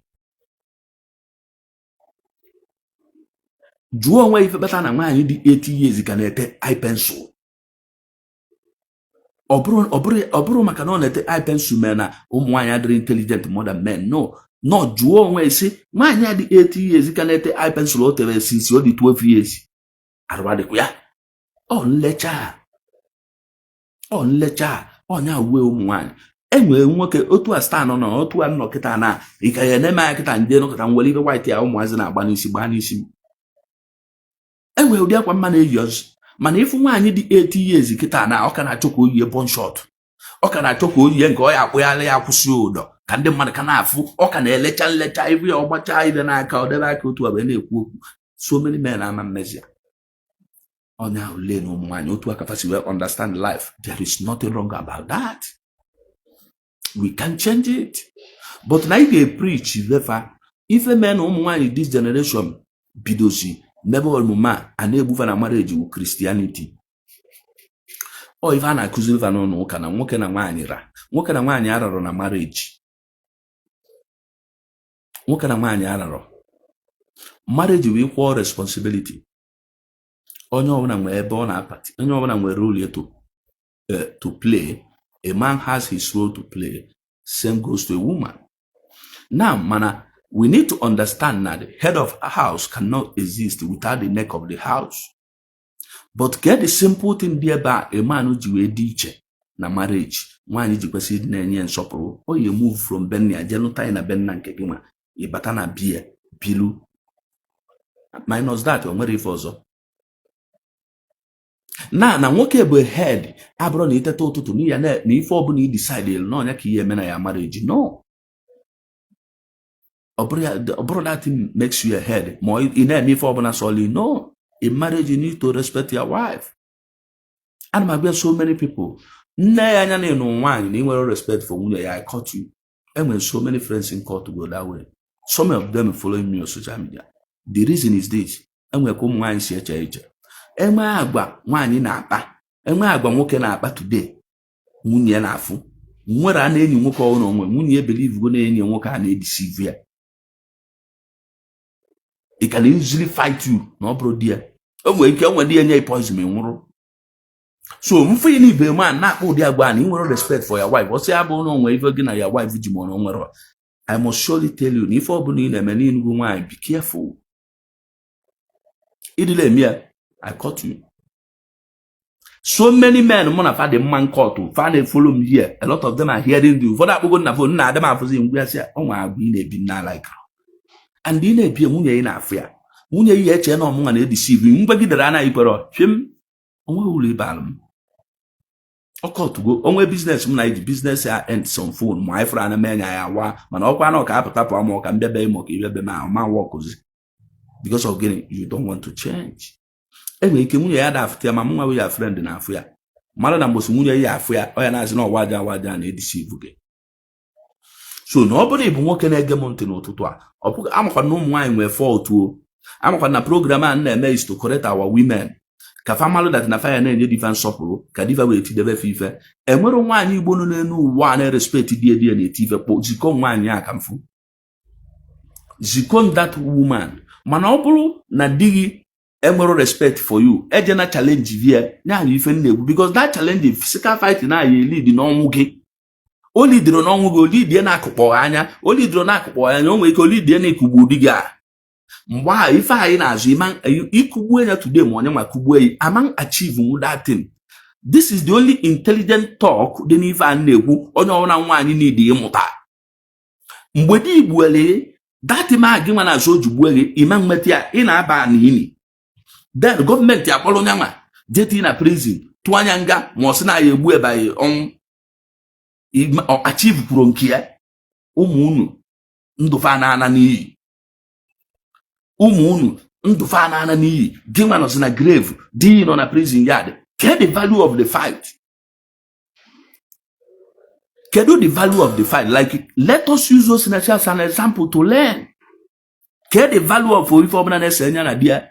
Let us use one in Kabagana Abaloko recently to learn. Get the value of the fight. Some other people are there fighting also. That is my topic this morning. Respect your husband. Ano sazina diyo gumobo ebu mwani. Akozina di ọnụ, akozina nwoke na anụ ọnụ. Listen, let me tell you one thing, you men, Amaro, it's not about prayer. There is no amount of prayer here there in this world as a woman can manage it successful. No, you have a lot to contribute in that marriage. Forget prayer. Prayer is vulnerable. There's no amount of prayer. You get there. I'm not a prayerful woman. Only no time. Listen, let me tell you. Okay, manage a blue hook up lady, my shower lady, no matter damage no a prayerful woman. No, only a better more religious woman. Jade Bula shower do and I shall work in. Than name to Nneka, because Nneka not among my respect for you. Or try to know kiss here because of a problem. Obroni no di as a woman, if you want to avoid this thing a theater, do whatever. Listen, oh God. Open your husband saying, "Yeah, to the way you're saying, yeah, to Kakini and men make a man. Okay, in a jeba, in a day, opening a scene, is yet near so then a bathroom, war was there about Galimerum, Boazana, baby come. When I go, said the happy. Mbana was a only any command on your seat, Buddhist Buddha, or say ton was a ton, or say tis or about his itis, or see chin your circle or table. Any command over a dear and a name bargain on a bed, in a nifenino, and what call ye Miss Yamba. Ye American Negro slave. And what call ye Miss Yamba, a gonna come and is using non common or one I am by name here. After Kulu met a sivan in a day happy about one but anolana. And wait for it was him or Simba Gemania Iwaka. If Ronena Ununadia. Ununadia. The only man who more authority over your nakedness, more authority over everything about you. So many of you men are the value of being a woman. So many of you people are the power of being a woman. You don't respect your nakedness if you are not respecting your husband. So, otu o si isi eme obel mu nnọrọ na room na agba egbo. Si n'otu a men obel even in ogba. Ka mfuna yetata otu tibe ive. Even o ya na-emezi ka ewu di ya. Ndị mmadụ ya na-asị na iji ọgwụ jide ya. Because no nwere ife igba anyọ ya na-emerọ. Because no nwere ife ọgwụ anyị. But the moment of an argument, you want to show that you're a graduate. You want to show that you are intelligent more than him. You want to show that you speak good English more than him. The marriage will not work. He provoke we go the man. If you know na ye alusi apia cement apolapu. Onwere ife ya apunanya. That's why so many men in this generation and fana nwunye fa dem come anything. I'm telling you the truth. Opro na various power. Each one about the power. They set their camera somewhere, but a side chick way back. Even a side chick here is nail bed. Dana will ask no gija. A bed man what's it? Man, when you have to not complain that since 2 months, na waka up a benaka. If my man, I can't see a brain. Says I drain off. If Obuna make a tamokan a man, you drain off you a whole day, man. So, the number. Equal things here you will hold a man in marriage or in relationship. Make a tamokan a man, yes, or Barona number 100. A reason is this. Otu no Nigeria and John de Bloom white trick that just walk water no Kamana Vanalo. Ito. So, ka even when you made Makia tamaf. mụ na ịtọ fresh one na-agbasi mmiri anọrọ na room mmecha ngwa bụrụ moto natara onwe m nwuri ọka na gịnị mere nwunye m eji wee ji eweta m afụ ebe ọ bụ na mma enweta nwunye n'igwe a mana ụmụ nwaanyị taa nwere ike fama nye m respect tuto gịnị ewetugo m onwe down to them even onwe ike anọgodo bụ ọma amụla waja sugar daddy ọzụ amụla admazi don't worry there is no problem enwere ike emechaa dị mba mana ọ bụla m na-abakwu 50-50 vaga basịrị 100,000 ka mbe nyeba anụmanụ anọrụ na-ayọ biko gaghara ikwu ekwu ma megbara Facebook fe disrespect go now that respect ya if every man na-achọ na ebe nwunye nọ ọ bụrụ mmekọrịta nwoke na nwaanyị o nwere ibe eji ya but so many women for no ibe ọ bụrụ ya di ya nrọ maka ya o nwere ndị van ya na-eme ya so men serve mgbochi ya gba agwọ ya nwaanyị nọkwa na hotel ọnụọkwa nke ahụ mana o were ya debe na hotel room ya na nwunye ya je gba agwọ ama na onwe ụmụ nwoke dị responsible in this world adịmazi ezo ndị nke a na-eje buru hookup 100,000 150 ọrụ nwoke ka fama ife ụmụ nwoke ama na agwa ụmụ nwoke dị njọ mana ife na-ekwu bụ ife na-achọ ka ụmụ nwaanyị baa ya mụta this morning for ndị ya mụta n'ụbụ anụsazi na nwoke ọgụ ma boyfriend o ma husband o ma ụmụ nwanne ndị nwoke o ma nwoke ọbụla don't fight a man ọ bụrụ na ife gịnị ya ji awa ọkụrụ go inwe ike itigbu ebe a onye nọ n'ime ini onye nọ prison ka ya mma ana m agwa you the truth I can easily tell you the truth mana ụmụ nwaanyị anyị fụtara na TV na-ekwu elikịta onweghị ife dịfa n'isi onweghị ife fama ọjọọ ọpụta ọgba kamera ka okwu ka ndị mmadụ bịa ga-enya ntị montu end ya maka ịsụ ka akwanye ụgwọ were sọpọtụ wakwa biil n'obodo oyibo ọ dịrị agba gị ka ị mara ife ọ dịrị agba gị ka ibido chọrọ eje ọ na-agba gị ya maka na ife ịchọ ịnụ ka nye nwee engagement nwee monetization money that's all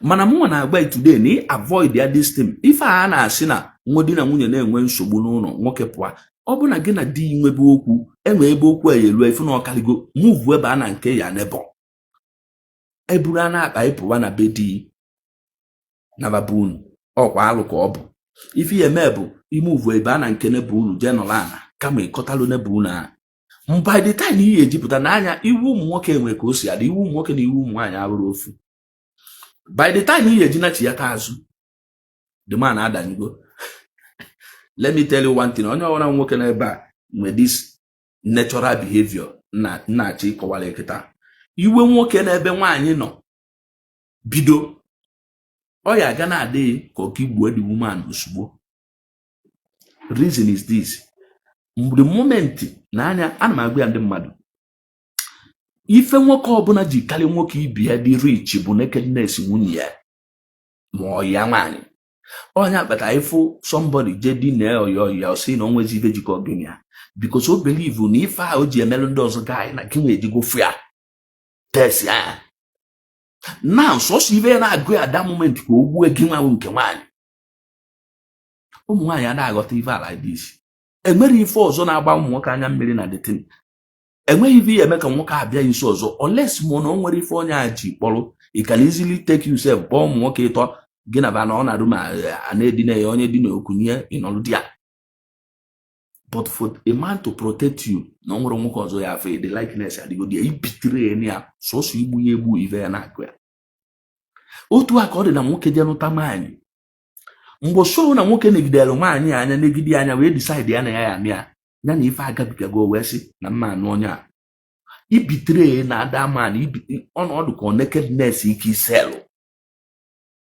ọ na-ene ya anya at that moment ya obi ya na-anụ ọkụ ogbugbu ebe ife ya na-agba because ọ chọghịzi dị na-afụ gị emere ife ya eme ya na-atụ ya ụtọ nothing ife some people ji maintain onwe ya bụ na ụmụazị adịghị involve nwoke nwee ike si oke jee merezi ife sọrọ ya o mechie anya n'ife ọbụla ị na-eme ka a na-azụ ụmụazị a oklozue eyes ya n'ife niile ị na-eme nefere anya ụmụazị na-etozi nya nwa na ọrụ onwe osije side nke soro ndị side chick na-aga gị nwee side nke chụrụ soro ndị side chicken na-aga eje vocation unu na be sokwalo je, but for past 2 years we didn't be anything as husband and wife. So many men and women know into this type of marriage in Nagbade because of getting feelings and wala.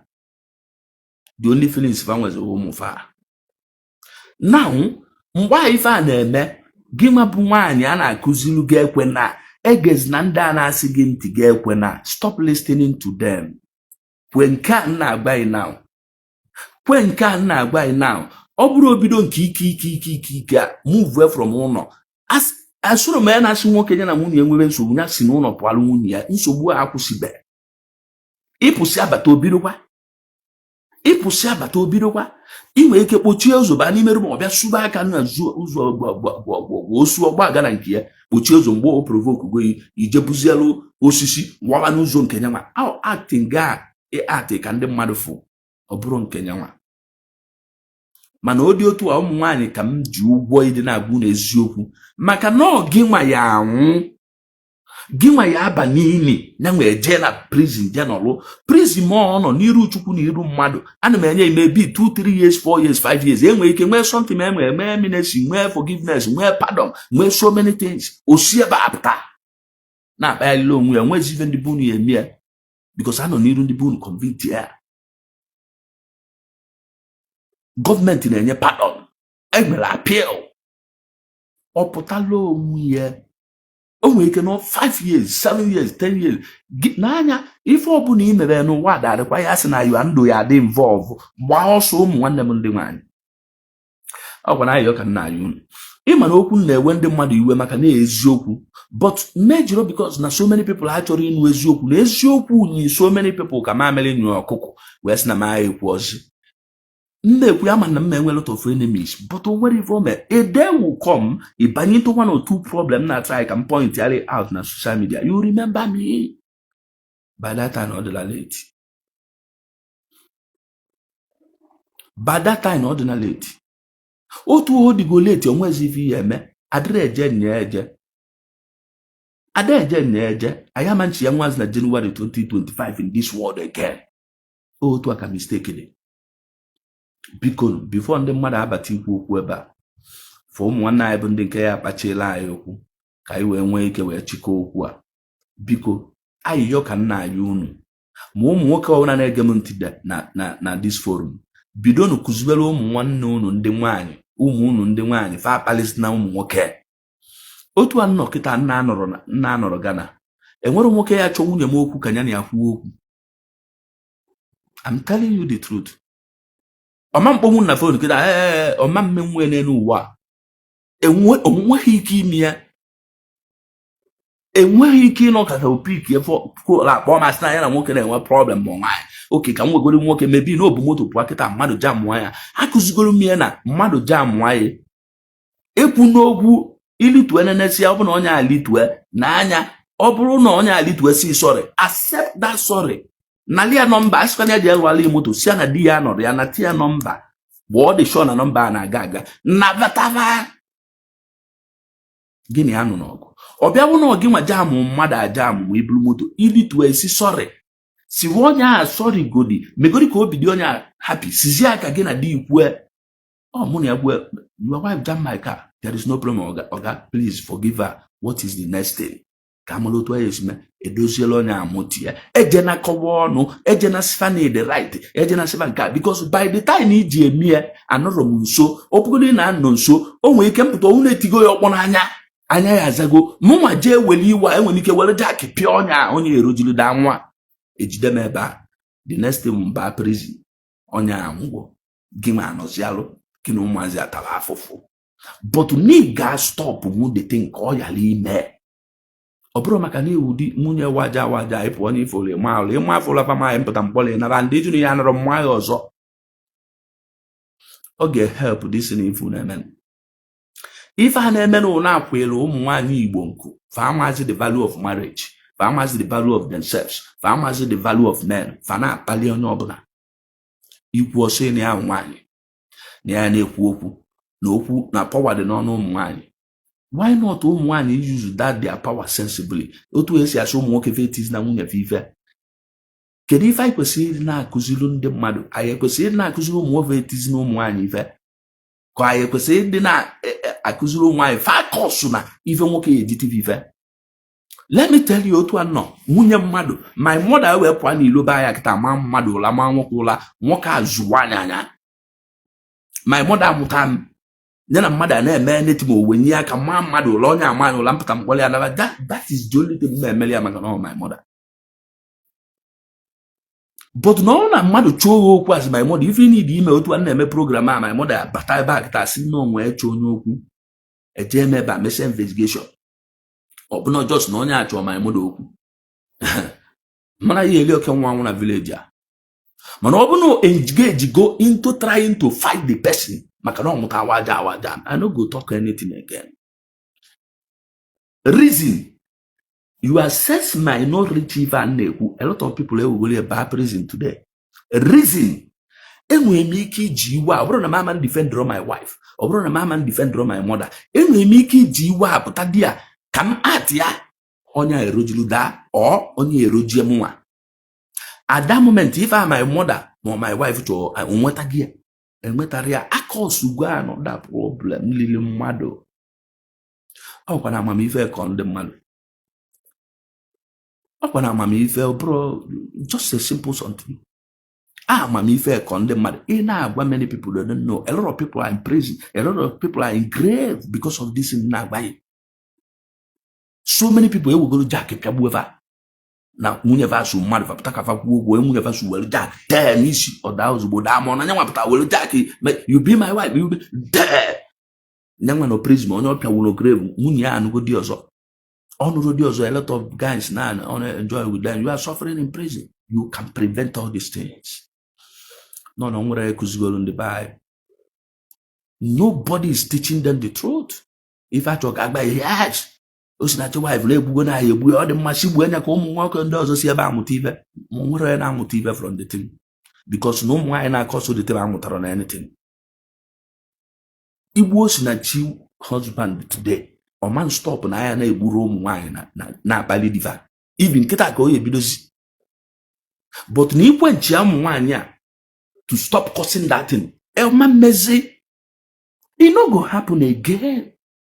Kedu iko ebe o yesi mee n'anya onwe nwoke nọ n'ụwa anụrụ nwaanyị ọ kpọrọ asị isi na-agbawa m ebe a nọ I think ka ife mmemme wee nya ka otu anyị esi mee ka ndị mmadụ wee nụba eziokwu a ka anyị nwee ike gaa na track eziokwu ka unu fụ na o nwere evil spirit na-enye anyị nsogbu wrong orientation bad behavior na torment our lives.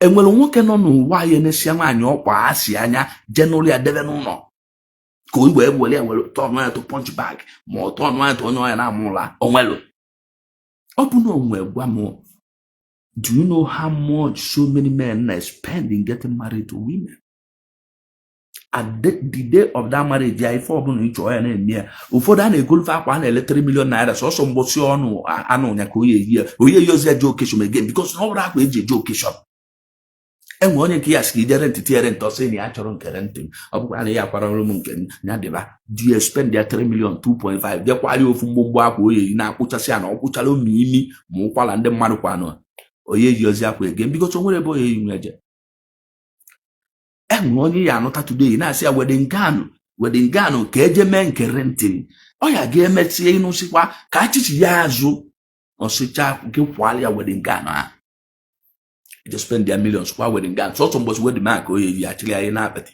o nwezi ike in the next 100 years ọ ya anwụ eyiwekwazi anya 3 million aga 2.5 aga 2 million aga at the end of the day ịpụtazi anyị disrespect by the man. Ọ ka halụ gị mma si man biko ụmụ nwanne nchọ ikwu okwu join if anyị na-eme na update please. Ọ ka halụ gị mma si man n'ije nụta somebody ji ego ọ na-akpali gị na the marriage inedi dan n'ije nụta onye na-enwere ego polity ka gị na build ọ bata ebe o disrespect gị. Ọ ka halụ gị mma as a man onye Igbo n'ije nụta onye dị rich nwaanyị nwe ife ọ na-alụ nwee ego ọ na-akpali inedi odogoro ya nọ na-take part of the responsibility dan n'ije nụta obi eji chaa ọpụtakwa omeme the same thing a na-agwa ndị mmadụ n'anya mee ka ndị rich men si anụ onwe fa Nneka ndị rich men ịma mụnwa bụ I am an Igbo psychologist. Ọ bụrụ nke a na-eje agụ na book no, anyị nwa bụ ndị na-eche echiche wute isi anyị. Ka efe psychology n'ọnụ Igbo ndị akọ na uche ọ dị before Igbo people bịa kụzirela anyị nke anyị na enwere psychology gas school ya akpọta ebe a ka mụ na ya mee debate in anything this world kwa okwu nwe n'iru ime onye ọpọtị ya because fa nwa gụrụ akwụkwọ fa mee theory anyị nwa practical. Inwe ike si na onwe ụdị okpokpo oyibo onye anyị asụ na mụ anyị asụ nwuru ya fine ọ data oyibo a ka eji kụziri ya. O nwere ụdị Igbo mma asụ onye ama nsụ nwuru ya maka na oyibo a ka eji wee kụziri m ya. Justice for men honest. So ụdị ndị dị otu anyị fụ anyị nwa bụ ndị psychologist fụfa ife anyị na-eche bụ ife anyị nwa ji eme ife bụ echiche. Ụbụrụ anyị ka anyị na-eji eche something. Ọ bụrụ ife anyị gụtara n'akwụkwọ ka anyị na-ekwu nọọ ife anyị chetara n'echiche. So otu a marriage anyị fụ si wee dị today enwere ife ihe emegide n'elu ụwa ka ikpopụ nwa ụmụ nwoke from it ka ụmụ nwaanyị nwee power over it. Even n'obodo oyibo a ebe a unu chee na onye maka ọrụ unu bilu phone adacha dịkwacha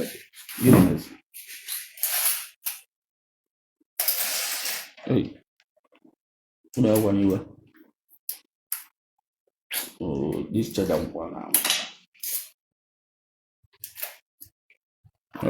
abụkwa ife adacha dị mana mmanụ ọgwa na ọrịa program etipịa.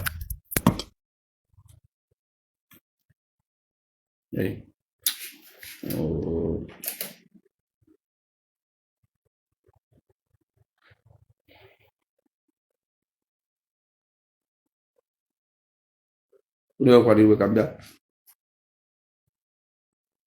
agwa na ọrịa program a etipịa.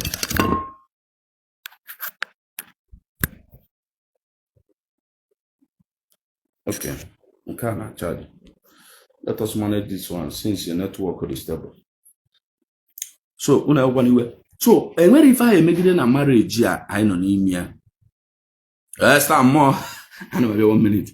Enwere ife anyị emegide na marriage a anyị nọ n'ime ya. Ewepụ nwa ụmụ nwoke ụmụ nwaanyị ewere authority ọ ga-afịa arụ. Ịpụago? There's no problem. Elu gota mmiri. Hot one mmiri. Onwe mmiri dị na achọ nke dị na fridge gota nke ju oyi bụ. So enwere ife anyị emegide ka ewepụ ụmụ nwoke na this marriage of 89 nọ ka ụmụ nwaanyị were the authority ọ ga-afịa ezigbo arụ. Mana ụmụ nwaanyị nwere authority fa na marriage nwere rules, regulation and the guidance. And ụmụ nwoke ada agba na that route a. But ụmụ nwaanyị ka ba arụ, let me tell you, rapụsịa responsibility fa kwesịrị ịdị na-eme na-ama aga na nke ụmụ nwoke because of gịnị so many of them fail go na that their track. Enwe nwaanyị ya afụ kịta na ife ọ ya na-agba ya na ya chọọ ịdị na-alụ ọrụ ka ya soro na-akwụ bail. Ịkwụ bail abụrụ ya responsibility. Mana enwe ife dị na home anya na-eme domestic works dịnụ iya na-eme ọ ga na-akwụ bail. Enwere domestic work ya na-alụ ọ ga na-akwụ bail. Mana so many of them chọọ ka fa na-akwụkwa bail otu ọ gasị akwụ. Kedu ya na-emezi that domestic work wa? So many husband and wife ọ na-eso. Enwere ife na-agba ndị mmadụ silver that na ọ bụ na ị chọrọ ịnụ di as a woman n'ọlụ onwe gị mana abụ somebody na-agba ndị mmadụ that na ife ọbụla imegide n'ụwa anyị nụrụ di ma ọ na-enụrụ nwaanyị ị na n'iyi mana ihe aghọtara ya mana mgbe iji eghọta ya mgbe ilu 80 years 70 years ka dị lọkị dị ndụ ọ mgbe aka ihe aghọta ya. Ị nwere ike fụ ndị mesị nya iche na odere ewute baba anụ pilo fa na ụsọ mmiri because na mgbe ọnwụ ekwebe gofe ọnụ enwere ife fa achieve n'ụwa. Mana kama ya aba into marriage ya aba the challenge abụrụ as a woman na ọ gị na di cat and rat eje na-eje cha don't go at all. Mana ma adịrasị ya eje na no the right thing ọ bụrụ the right thing. The only thing he achieve n'ụwa as a woman bụ your husband. ịchọ date ye 200 men onwe ka disgrace. Ịchọ otu anyị na-asị woman date ye 200 men only disgrace yourself because they make use of you. And where ofu any if you make use of them, farmer make use of you. So you know lotu and isi ko ya na ring echeta na ụmụ nwoke 200 dị go ọ gị nwekwa ya na-ewute tele onwe gị. You achieve nothing from it. Open on where you achieve, you do only hook up man dash even again. And at the end of the day, football so legend. So because before them mother abataba. Before them mother abataba because actual condition of phone and a child. Until I'm mad forever, okay? Anaga. Until I'm mad forever, okay? Before them mother abataba. Can I understand the answer clearly? Now, nwanna ya ndị nwanyị a na ihe need gị bido gwafa eziokwu. Ọ bụrụ inwe nwa nwanyị na be unu, nwoke nwa nwanyị, kuzielu fa na enye nwoke respect. Kuzielu fa na ịnụ adị, ịdịrị anụ dị ka dị ije zuba ya azụba. And mmadụ adịrị anụ nwanyị ka ọ zụọ nwunye. Enwere some people na-afụcha na social media ba na-asị ịnụta nwanyị gị kuzielu ya ife nka. Give to a nwunye up. So iba na marriage onwe ife ijiba. Ine eche nwoke ya bịa lift. Listen. Ọ bụrụ na ịnụta ụmụ nwoke bụ ndị nke achọ ka ị nọrọ n'ụlọ. Ka ị na-enedu n'anya ka ya nwa wee pụọ. Perfect. All you for chọ. That's why ndị agba ndị mmadụ before ị nụọ nwaanyị. Kpọọ nwunye ya onye anyị chọọ ịnụ. Rapụ alị ya ifo. Rapụ ukwu ya. Rapụ ọchị ya. Rapụ ife niile anyị na-achọ. Ife niile adịrọ important in marriage. Ala ifo mgbe elu anyị ya ṅụzi ya. Iya na-ayọzibigo ka enye ya ka nwa nwee ike. Ọ bụrụ ụmụ nwoke niile na-aṅụ ala nwaanyị na-agba mmiri. No, onwe ndị specialize na-enwe and ọ na-edozi arụ, ọ na-nourish body. Mana ọ bụrụ nwoke niile ka akụziri onye aṅụba. Enwe mgbe elu ema ṅụzi bịala. Ukwu ifo mgbe elu ọ na-agụzi ya agụụ. So ife niile anyị na-enene ka wee baa into that marriage ya adịrọ important. Ife dị important ka the proposal onye a dị n'uche isi. Ife dị important ka onye na-akpọkwanụ ebe a nke enyi ụlọ akpọzi n'ebe ama n'ọgụ ha. Ife dị important bụ ife dị important bụ ka the proposal that your wife why na chenu. If emia, ke the mission ya, ke the benefit you na chona the marriage. Onya if ya ajua. Onyo ya ganuta ka onolu no ka ocho ijelu olu. Nya ka nji agwa ụmụ nwoke because na ebo undergraduate. Asi ngo ta mmiri na ajuru oyi. Oyi le ba say abos na no ya call to video na. Ama mo di go ju phone na bo ma call to video ma ya bozo. Ijo no mbia. If you say answer abos na abo na WhatsApp na Nigerian line man. Oburu icho no nwanyị ni bo undergraduate man icho inu a graduate. Listen, and my girl so many of my friends. Emagona, iya na enye ndị mmadụ advice. Enwe ife onye ọbụla nọ n'ụwa specialize. Mana enwe one bad behavior so many people in this world nwere. That particular thing na farmer. Ọ bụrụ na ị mara ya, fine after ya so ya na amara ife, ọ bụrụ ụdị ndị anyị. Ụdị ndị anyị ma na onwe ife anyị ma mmadụ na-amara n'ụwa we can teach you. Ịmalịa, mmakwalu na onwe ife ịmalụ. Muma na amaro you can teach me mma ya. Amuta me from you. Mana onwe ndị no onwe particular thing farmer. That ma farmer alo. Fana afuta because na ịmara na ịmazi ife cha. Onya bara na even ndị na-asụ English of maba na afuta you know ọ bụrụ ya asụ English na ịmara ife na fa ka ịmara ife. They don't care onwe ife ọzọ of man. Once you find out speak very well you can speak. Fa dey go educated more than you. If ever che no bro to what now, makani bụ undergraduate, emena ike ije nụta graduate si anọma n'ụlọ ka ọ bụrụ a housewife. No! Ọ tara afụfụ for many years wee bụrụ that graduate ya. You must allow her to exercise that man o je go na school. Ọ bụzie na ya nwee choose na ya chọọ ịnọ n'ụlọ ka e build otu isi chọọ. Fine. mana ọ bụ na ọ gị nwe ime by force because na iji eme ego n'isi ya ọ na-ekrete a lot of problems na marriage. For this reason ọ bụ na ịbụ undergraduate as a man jekwa chọta undergraduate. Ọ bụ na primary school ka ị gụdebe chọọ onye gụ primary school a gịnị ya na-abụga understanding onwe unu than me because na ị gụdebe na secondary school ije chọwa onye gụ university ya anọ ka gịnị ya bịa nwa level of secondary school person is not gonna work in marriage. Ọnụtakwa onye gụ university ya enwekwa ndị bụ ụmụ nwoke jee university na-achụkwa nwaanyị jee university baya anụ ka ọ nọba n'ụlọ it's not gonna work. The moment ọ ife university onye anụa rụba na ọlụ ka ndị anụ na-ekwe n'iwe. Hello okay ije no problem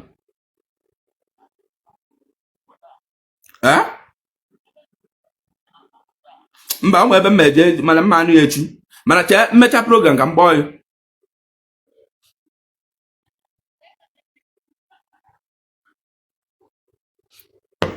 It's not gonna work. Ososiri ife na-eso okwu so na ọ bụ na ị chọọ ịnụ nwaanyị today chọta onye gị na ya nwee the same understanding.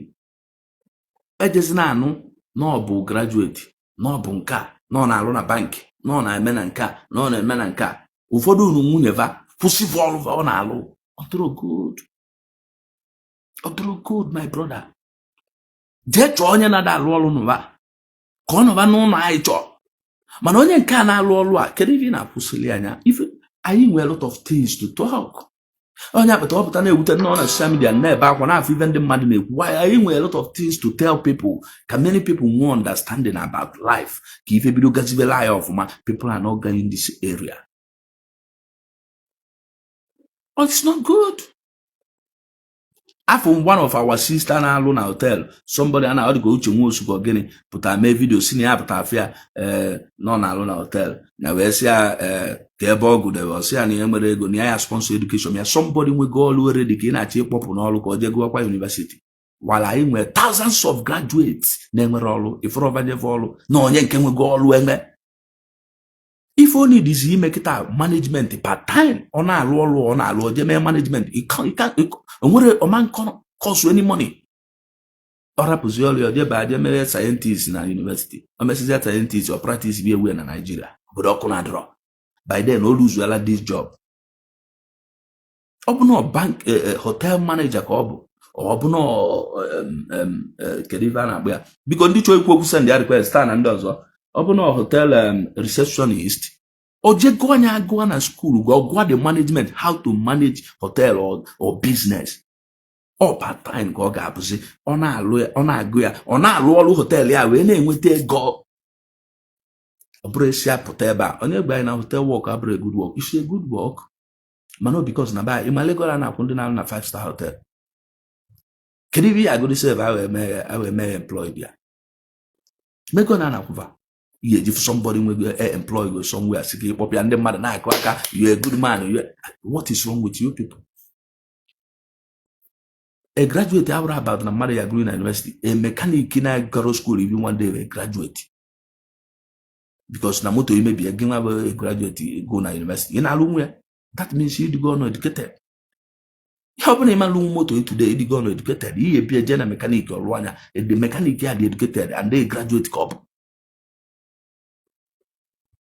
So biko ayọ ka na-ayọ ụmụ nwoke ka na-ayọ ụmụ nwaanyị ka na-ayọ ama na maya control nwere ife na-eme na social media otu ansị na ọ na ma ha asụ nchọpụta ebe akpọ ndị mmadụ yi kpọọ onye elu kpọọ onye a na-akpọ everybody yi gbanyụọ kamera mpụọ it solves nothing. But na ife nji ewetala ụmụ okwu a ka anyị na-ekwu ya ka ọ bụrụ okwu atụmatụ na a lot of people will learn.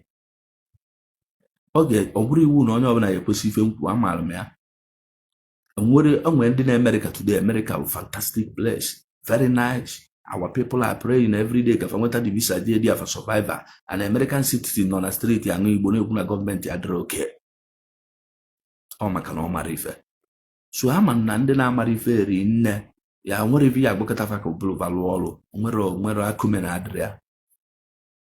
But few people a na-ege ntị na-aghọta ife anyị na-ekwu unu nusi anyị unu agbasakwa dị oziọma to some other people. Otu the voice yesi gasa.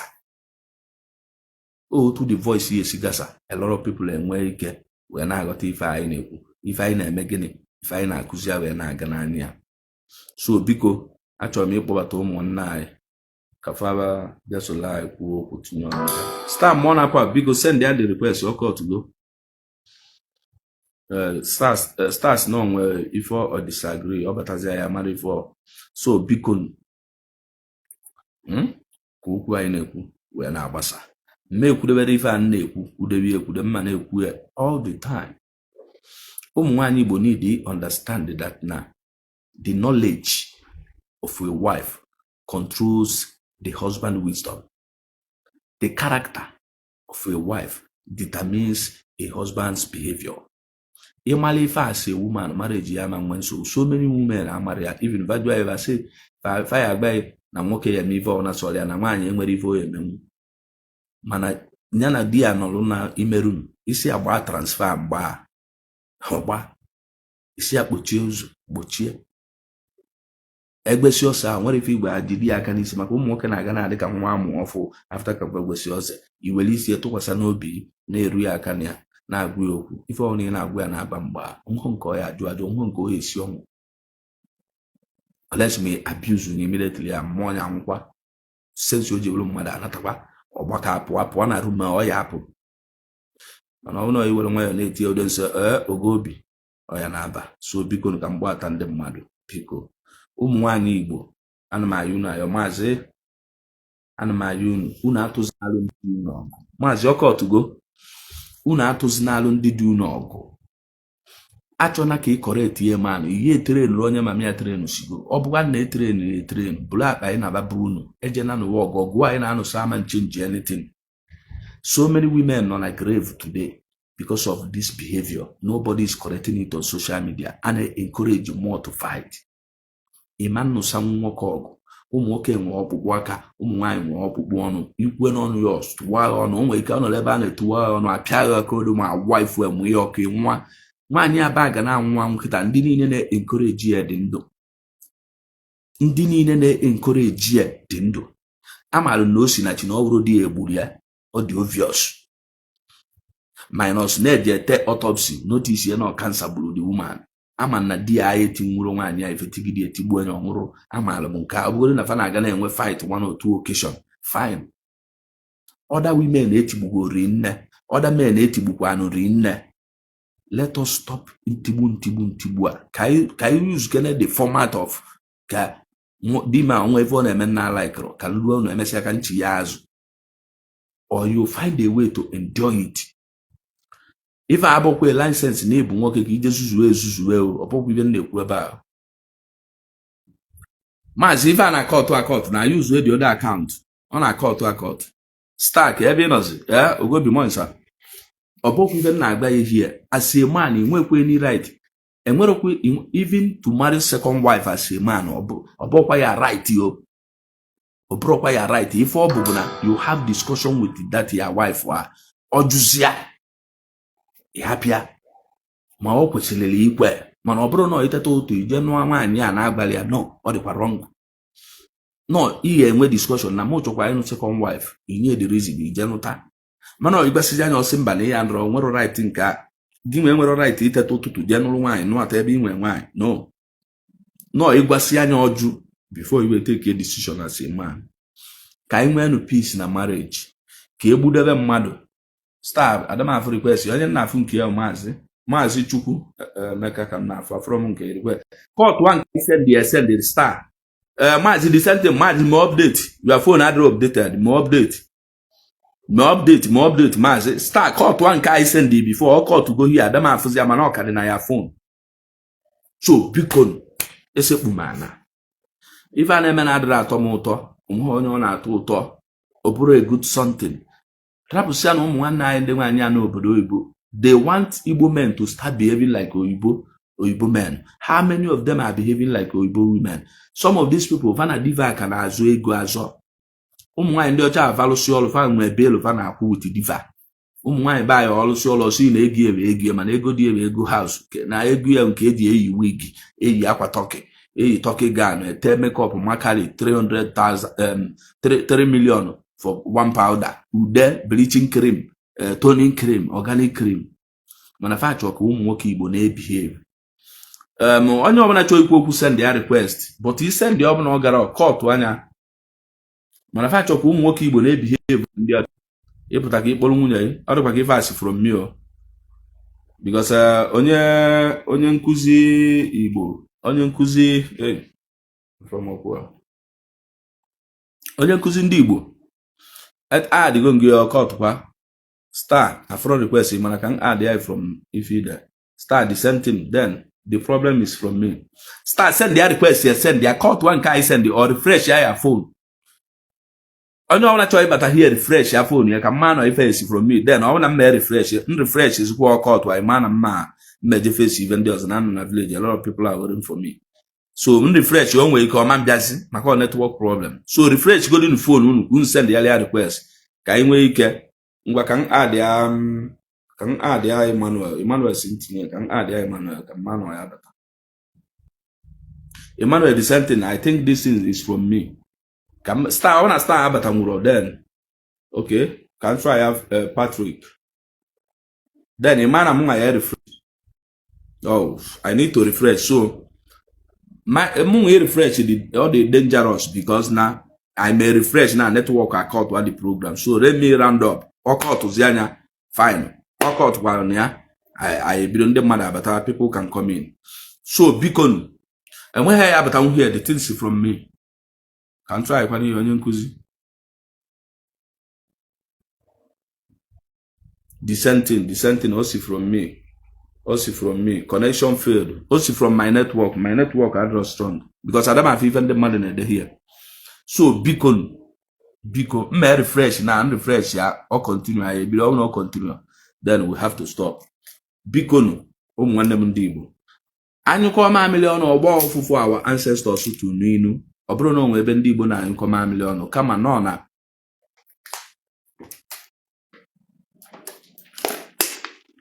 anyị bụ tribe na-emekọrọ ife ọnụ ka ibe anyị na-eme wee wọk kwa onye akpata ya chọọ ịnụ nwaanyị anyị nte na igwe dujie enwe nwụnarị ikwu na ibe abịa akwamozu enwe onye nwe nsogbu ya gbakọ aka ọnụ help the person. Ọ bụ na ya gbakọrọ aka ọnụ wee tụọ elu otu anyị esime wee build a marriage in this generation, it's not gonna work. Ana m agwa the truth, ndị mmadụ ka ya na-egbu nwunye fa, ndị mmadụ ka ya na-egbu di fa, na-egbulu ofu nwaanyị ma ọ tụọ ofu nwoke nga. Ọ bụrụ a good example to stop that thing na-eme. The good example to stop it na ga-ebido kụziere ụmụ nwaanyị Igbo in this generation na fa ya na-enye ụmụ nwoke respect. Inye nwoke respect abụrụ sọsọ dị na anụ n'ụlọ, ọ bụrụ sọ ụmụ nwanne ndị nwoke, ọ bụrụ sọ pastor na onye ọbụla bụ nwoke.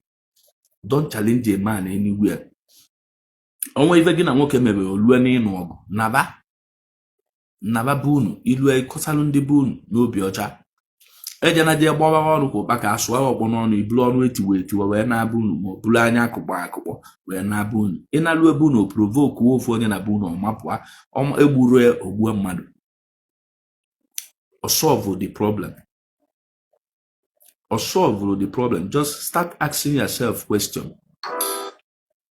People are jubilating now. A lot of women, especially ndị agbusi diva na America ma ndị agbusi diva na Europe ebe afọ ebunatara Nigeria, they are jubilating na ya to Osinachi, na ya egbu Osinachi husband. None of them send the golo ụmụ Osinachi 1 naira. Egbu edi Osinachi now or stop this problem. Egbu edi Osinachi now by hanging or stop this problem. Or stop ya. Nwoke nke aba ga na-amụ nwunye ọkụ egbu enyi echi or stop nwoke a na-egbu ozu nwunye or stop ya from nati Christmas nwoke ya egbukwa nwunye anyị afịa na social media fan somewhere kịta na-ege ntị n'ibe na-ekwu ma ọ na fa adịrị ege. Mana ọ bụ na ịkụziwela ụmụ nwaanyị anyị na fama nchenji nwoke ọbụla n'elu ụwa na ịnụ adị ọ bụ na dị iwa na irresponsible someone, don't try to fight him. You made the right.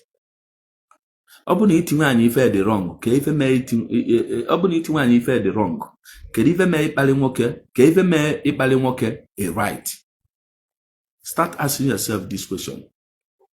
we all agree that na beating a woman is wrong. Mgbazianu m ife me ịkpali nwoke ji bụrụ right, because no maka na ịkpali nwoke we right ya bata eji na-eti zi nwaanyị ife. Enwe nwoke ya agwa okwu ya edimu, because onwere nwoke na-akpali nwaanyị. You don't have to insult a man. You don't have to do that. Ọ bụ na ibido kụzieli ya ụmụ nwaanyị anyị famụta ya na ịkpali ụmụ nwoke dị njọ. Kedu ife ya eme nwoke tigbuo nwunye ya? Achọrọ m ịma. Ụmụnne m ndị Igbo. Start the problem see from me, but let me round up. Me refresh.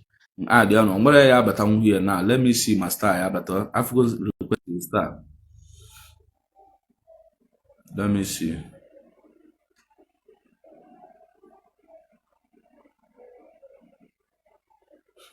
Kaimana star ya abata adigom star. So kedu ife ya mere etigbuo mmadụ onwero biko.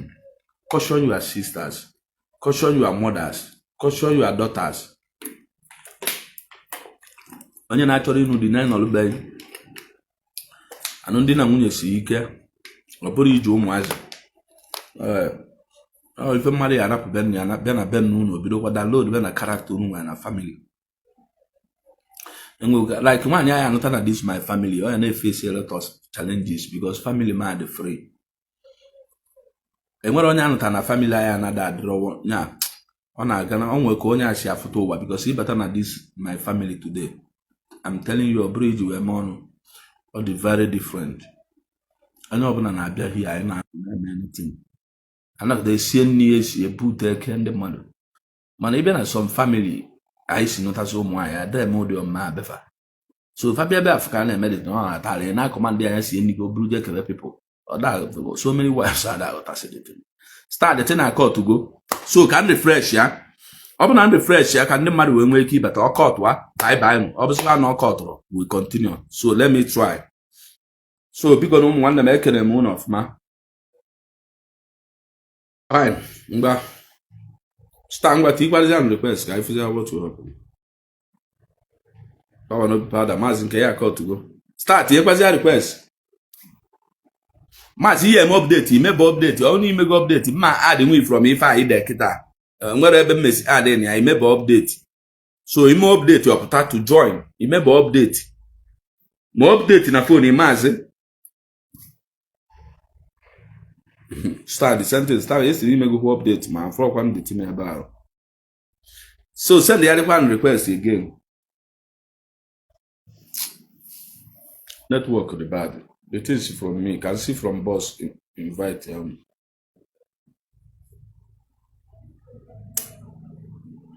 network the bad or from me because you're slow from you guys.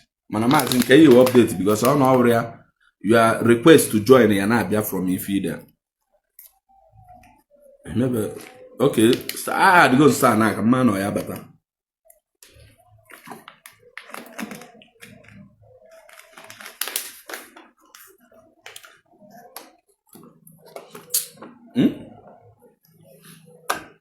If I na mula mo every day but na egbu nwoke gbu nwunye ya. Ọ bụrụ ezigbo ife ụmụ nwanne m.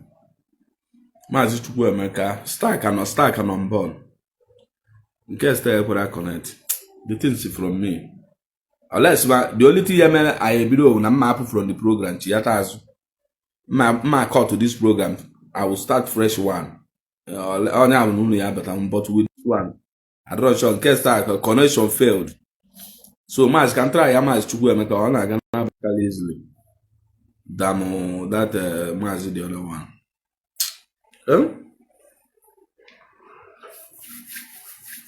Omwekwana nwoke na-egbu nwunye na anya dị mma. Onwere nwoke na-egbu nwunye na anya dị mma na onye gbuo bebe onwekwure na-egbu mmadụ na anya dị mma. Gba igbukwana igbu mmadụ anyị for dị ọkwa n'iji. So many people life ugbugo mmadụ fa na ife na-emekwanụ fa na akwa na-eme nọ na ịma mmakwanụ ọ bụrụ na spirit ndị fa bụ na atọment fa mana ụwa efu the conscience matters in everything. Ife na trouble I most times with our conscience. The only thing I try I satisfy ya in this world with our conscience. In fact, I can easily tell you that the only powerful spirit in man wow conscience. Your conscience will judge you more than any other thing in this world. Because not also again your conscience. The time I call to go. So also again your conscience, my female. Mas can add your mas to go and the one so also again your conscience, my funu me. Only female who are before again a conscience yama. So that conscience will be judging you, tormenting you, not even that na monya ibu. Ibu mother address. Ibu mother address. Onwe ebu nwunye, onwe ebu di n'ụwa ụwa na-atọ ụtọ. Onwe emelia ụwa na-atọ ụtọ. So don't put your husband into that temptation. I refresh go many times, star. I had to go mazi. Then I back to me refresh, boy I caught. Or caught way for some minutes or bekwa. I had the mask, a man or but I refresh go many times.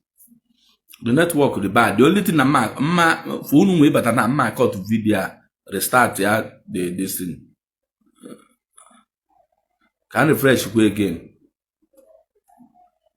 Actually, people but refresh go again, so you can send requests. Start. Refresh go, but the network the bad, not the very very bad. Even though not the steady, but I'm not permitting anybody to come in here or try. Yeah. On what on you dear more but even man and the generation we find ourselves, people are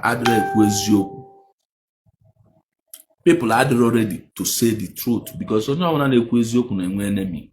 Onye ọbụla na-ekwu eziokwu ada-enwe friends.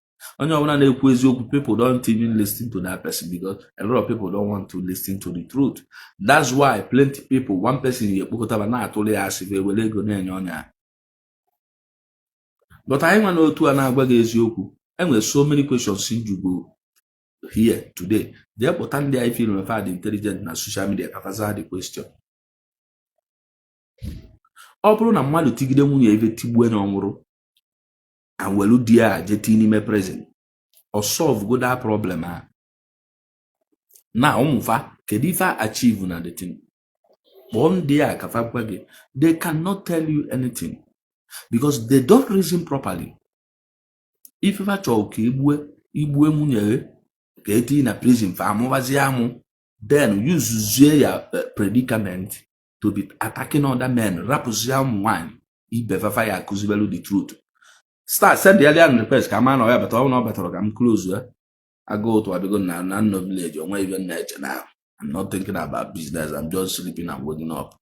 Na enwele anwele na other easy. And will ever achieve nothing.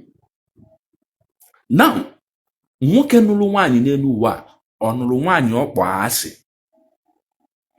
Enwere a lot of women nwego nwa ajọ agwa. Ajọ agwa ya ga-echange nwoke nwere ezigbo agwa nwa ajọ agwa. Adịmasị na ụmụ nwoke dị responsible. Na 90% of men responsible. Enwere so many irresponsible men. Adịrọ m ezu.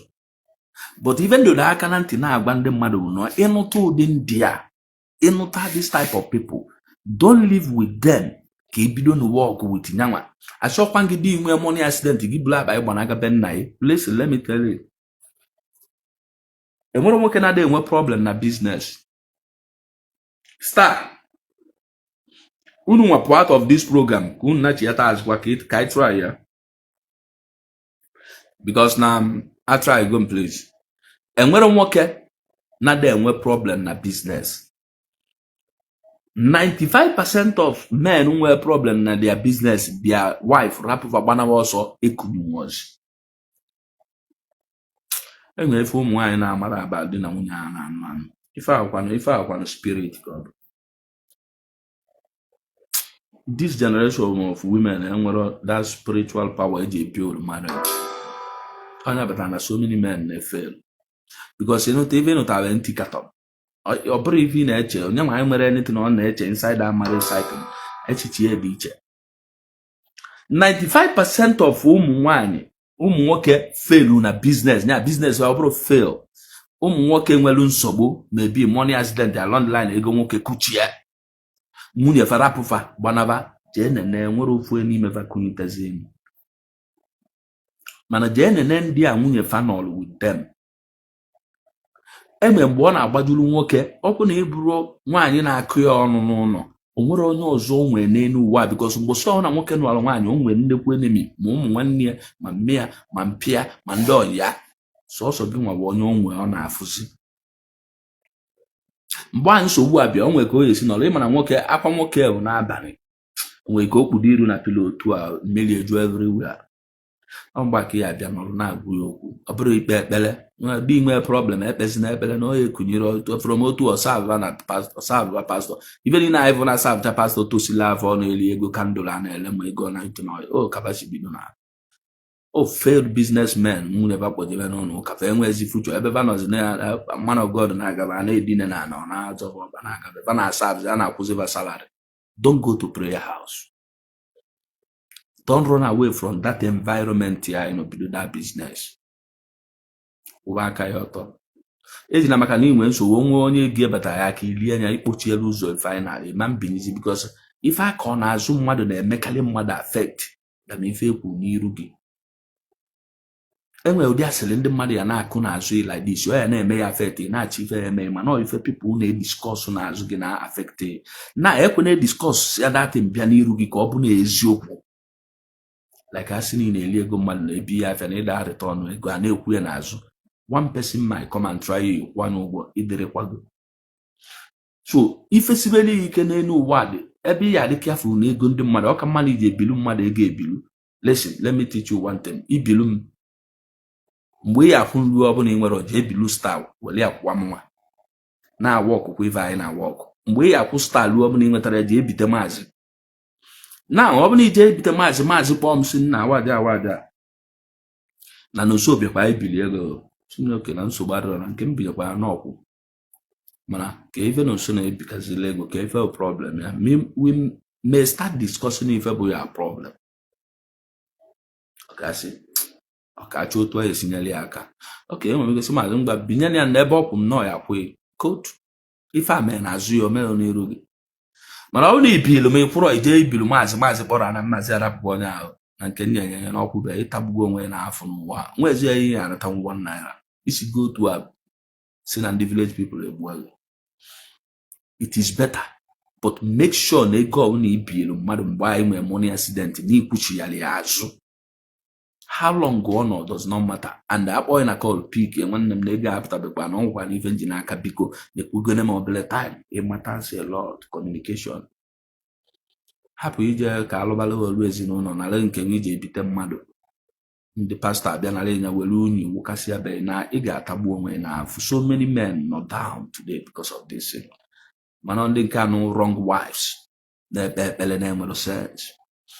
Ano na nwaanyị na-ekpere n'ụwa ya atagbu onwe na afọ because ị na-enwe nsogbu na-agụ onwere lọ ya atụta na ọba n'ụlọ blue Bible setụlụ amụ Jesus ekwekwara ga ndị nwe nsogbu. Jesus cannot do anything for you. You need to think, pray, you need to think, you need to know how to solve your problems. No be Jesus. Stop more. Kaimana star ya but on place. I'm not even at work when I'm drum happy. No be Jesus. Ọ ga-abalụ gị ezigbo ulu otu a na-agwa gị a. Okwu na-ewe ndị mmadụ iwe, mana ife o ji ewe ndị mmadụ iwe ọ ga-afịara ife onye na-epreach ụdị ife na-epreach, mana don't listen to what I'm saying. Start thinking about those things. Ị gecha m ntị otu a iwe ya na-ewe gị amalụ. Before being on social media, I'm not the man in a bank. I know how people are reacting. I don't care. Some of them follows me. Some of them are going to mad and I am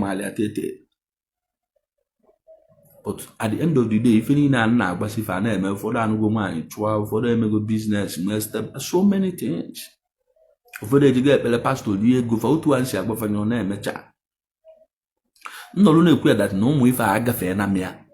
Madam, I'm using a start the sentence so may close. Or if I see from me, or less my may close, be done that one. Can you care a baton kata?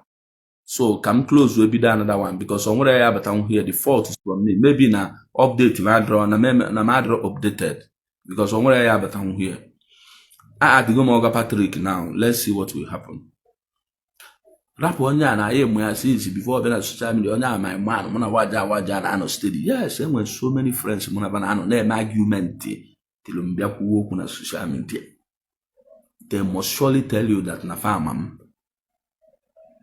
But do you have many of them? They are saying na farm very well na muna fa na ano. If you na na agbafa o mecha ni mendufa. Enwe ndike ya ga chọ ka eje no nwaanyi kpọfa enwere enyi m nwoke chọọ ịnụ nwaanyi ka ọ kwụrụ nwunye na America. Mgbe kpọọ nya si abịa. Abụ m onye na preach ndị mmadụ, don't marry your wife ka ịrapịa na Nigeria. Ka ije obodo oyibo jenọlụ ịnata etobịa ime gbanaba. No. Body no be firewood. And the word go open. Etogo mmadụ na ekọrịta nwoke na nwaanyị ọgabatri onwere ya abatanwu here so ndị isi unu small mgbanywa oles mgbanywa mbido ọzọ mana ife enwere ya abatanwu. I think my Facebook are updated so man accept people ọgabatri ka court go. Okay, ngwa ka mgbanywa ka nkuzie this last nchọ ikwu mgbanywa ka nnachi ata azụ ka staff wee nwee ike contribute.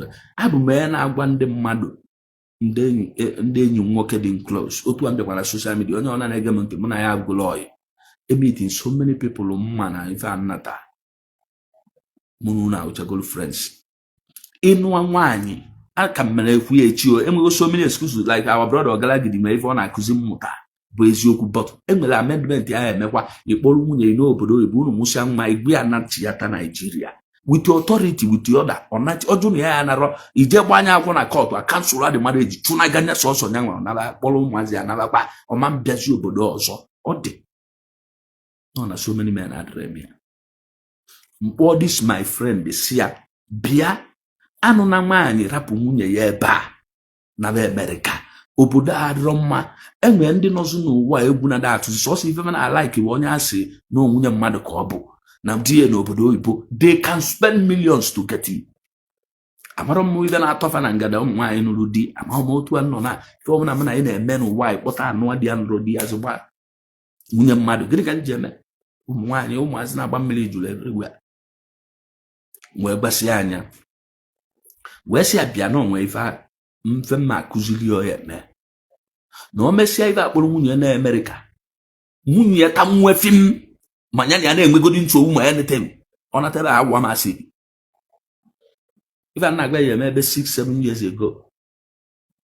This guy government odo na ọbịa ịkpacha nkata ngosi ya ife eme hai si ngwaja si nke ya esi m ife a na nwaanyị ya na ife a na-agba ọ sị na ya ozugodi na ya nụnụrụ ya mana ife a na-abịa gịta kedu nwaanyị ya na-anụ ka ya esi wee menwe ebe na ife a ama nwọkụ nsi ege ntị jee megodi disi m onye anyị na-anụ kịta anyị na-eji igbe akwụkwọ na court ihe akpụ ya wee na America n'ilu America na ọ ya bụ problem megodi ya ife akịta na ime enyi ife anyị kenye aka kenye ọnụ ịkpọli ya lu America ife authority ọnụ inye ị na-agbu ya na America ọ na-emekwu ya ọ dịkwa ka ị na-anụ ya si otu onye Igbo si anụ nwaanyị ọ bụrụ nke ahịa gị ma ọ kpọli polisi mebi ịbago mgbe itinye ọkwa afọ na kamera ebe ịma ụla ịba na problem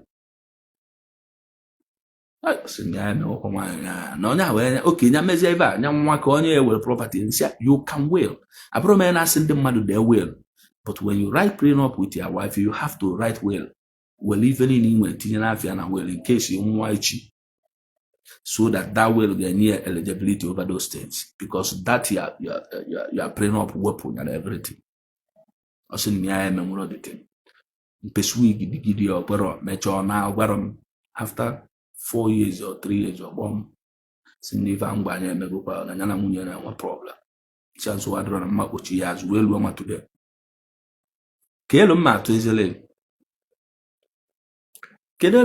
ezele ebe nwego that problem a ngwa you can prevent before taking her there kedu mma atụ ezele onwere ọzọ maka na ọ bụrụ ime ife ngwa ya at the beginning nya nwa ama mmenwu the thing onwere nwaanyị Igbo na America na-anụta nwoke na America today di ya na-emere datin because ọ ma na ịbịara ana ụmụ nwaanyị ka anyị mara ibe na-ekwu ewu na-eche na-asị ịbịara na America filue na onye go ya akwụkwọ ka ime echika nchi ọkagbuo ma akwụkwọ ime everything ebuchi ya azụto Nigeria ịbịakwa ihe anọ ndị ha authority because o wegoro prenup ka eji ege gwa ya nwoke Igbo ọmadị ife ọ bụ sef ọmadụ dị ife ọ bụ So like Star said, na this page you bro when on the mother when so can me if unu ma cut to this video more update can na chi atas can the mother when keep better. But can try your go because man or ya better. The fault is from me, but let's see if Ogobi can come in. Can man Ogobi I pop at the other. So because you were open. Ka ịgbakọ na aka ọnụ kụziwere ụmụ nwanne anyị ndị nwaanyị. Ana m add Ogobi ọbụna Ogobi abatazi akọtụ am. Ka ịgbakọ na aka ọnụ kụziwere ụmụ nwanne anyị ndị nwaanyị how to respect their husbands, how to respect men, how to respect marriage, how to respect nature, how to respect mankind. Ife ya na-aga ọfụma. Ife ya na onwere nwaanyị egbu di our ancestors. Onwere nwaanyị egbu di ya, onwekwuru di ya egbu nwunye ya. Our ancestors egburu nwunye fa. Na anyị Igbo egbu mmadụ bụ alụ. Ọ na this generation ka mpịtọ na nsọtọ a bido. Onwere nwoke Igbo gburu nwunye ya olden days. Ogobi akọt go so biko ụmụ nwanne m ekene m unu ọfụma. Mma akọt this one ka mma update tiaz ka ndị mmadụ wee nwee ike ikwu okwu. Ogobi please enwere network problem so Star bụ chief commandant of this page. Ọ ife okwuzi ga na-eme na ọbọs m nwe page no Star. So Star se mụ pụọ ka nchi ya dazụ so ana m apụ ka nchi ya dazụ na ọrụ onye enwe nwa ada enwe onwe ya. Mweziala onwe m bịazu ide ka m were ego ngwa agwa hotel. Mmadụ ebe ife unu kwu ka ụwa wee na-aga. N'ọkwa na ife ndị mmadụ na-amarọ n'Igbo enwere eze anyị na-ekwu abụrụ na anyị enwere eze anyị nwe eze kama nọ ọ bụrụ eze anyị na-ekwu ife anyị ma otu a nnọkịta ọ bụ nwe eze na peji a mana ọ bụrụ m nwe ekwu ife anyị mee nọ anyị nwabụ ndị eze na-eru uru pụta anyị kwuo ife anyị chọọ eze mee ya ọnya bụ na ị na-achị pipụl mana ndị ọcha bịa kụziela anyị how to use power mana fa kụziri ọla anyị how to use our brain. Onye abata ife onye ọbụla ọ ba bụrụ gọvanọ na-eti ọda ọ bụrụ brain ka ọ na-eyuzu n'ọda power ọ bụrụ prezidenti onye ọda ọ na-eyuzu brain n'ọda power ndị ọcha kụziri anyị mana during the time of our ancestors brain gaba na-eyuzu ọbụrụ power. Onye abata onye bịa eze bịa n'obodo onwe ifepụta na ọpụta kwuo okwu ndị mmadụ decide ya ife anyị eme ọ bụrụ onye nwa bụ eze ya decide what to do. Onye ka eji asị n'Igbo enwere eze ọ bụrụ na anyị enwere eze but ndị mmadụ aghọtara dị inu tapụtazaba na-asị na anyị enwere eze anyị nwee eze nọ na eze anyị adịghị ekwu ife anyị na-eme na anyị nwa ya ekwu ife eze ya eme eze enye ọdasisi mee ife ụmụ ya kwu ọ naba akụwa ekwe ọ nachi ya azụ eme ife anyị kwu obodo adị mma mana today ọ bụrụ ife anyị kwu gara ebe igwe anwụrụ eje tira presa Star mmụọ ekene m unu ọnwa unu nwoke waja awaja ofu onye ụmụri ọka aka dị ọcha biko ndị na-eso anyị kịta sonyekwanya na anyị again ka mbido anụ dawa ka ụmụ nwanne anyị wee batakwuo okwu. Bye bye. Thank you guys for watching. Subscribe on this channel, share this video, like and comment, drop your thoughts and keep supporting this channel. God bless you for watching.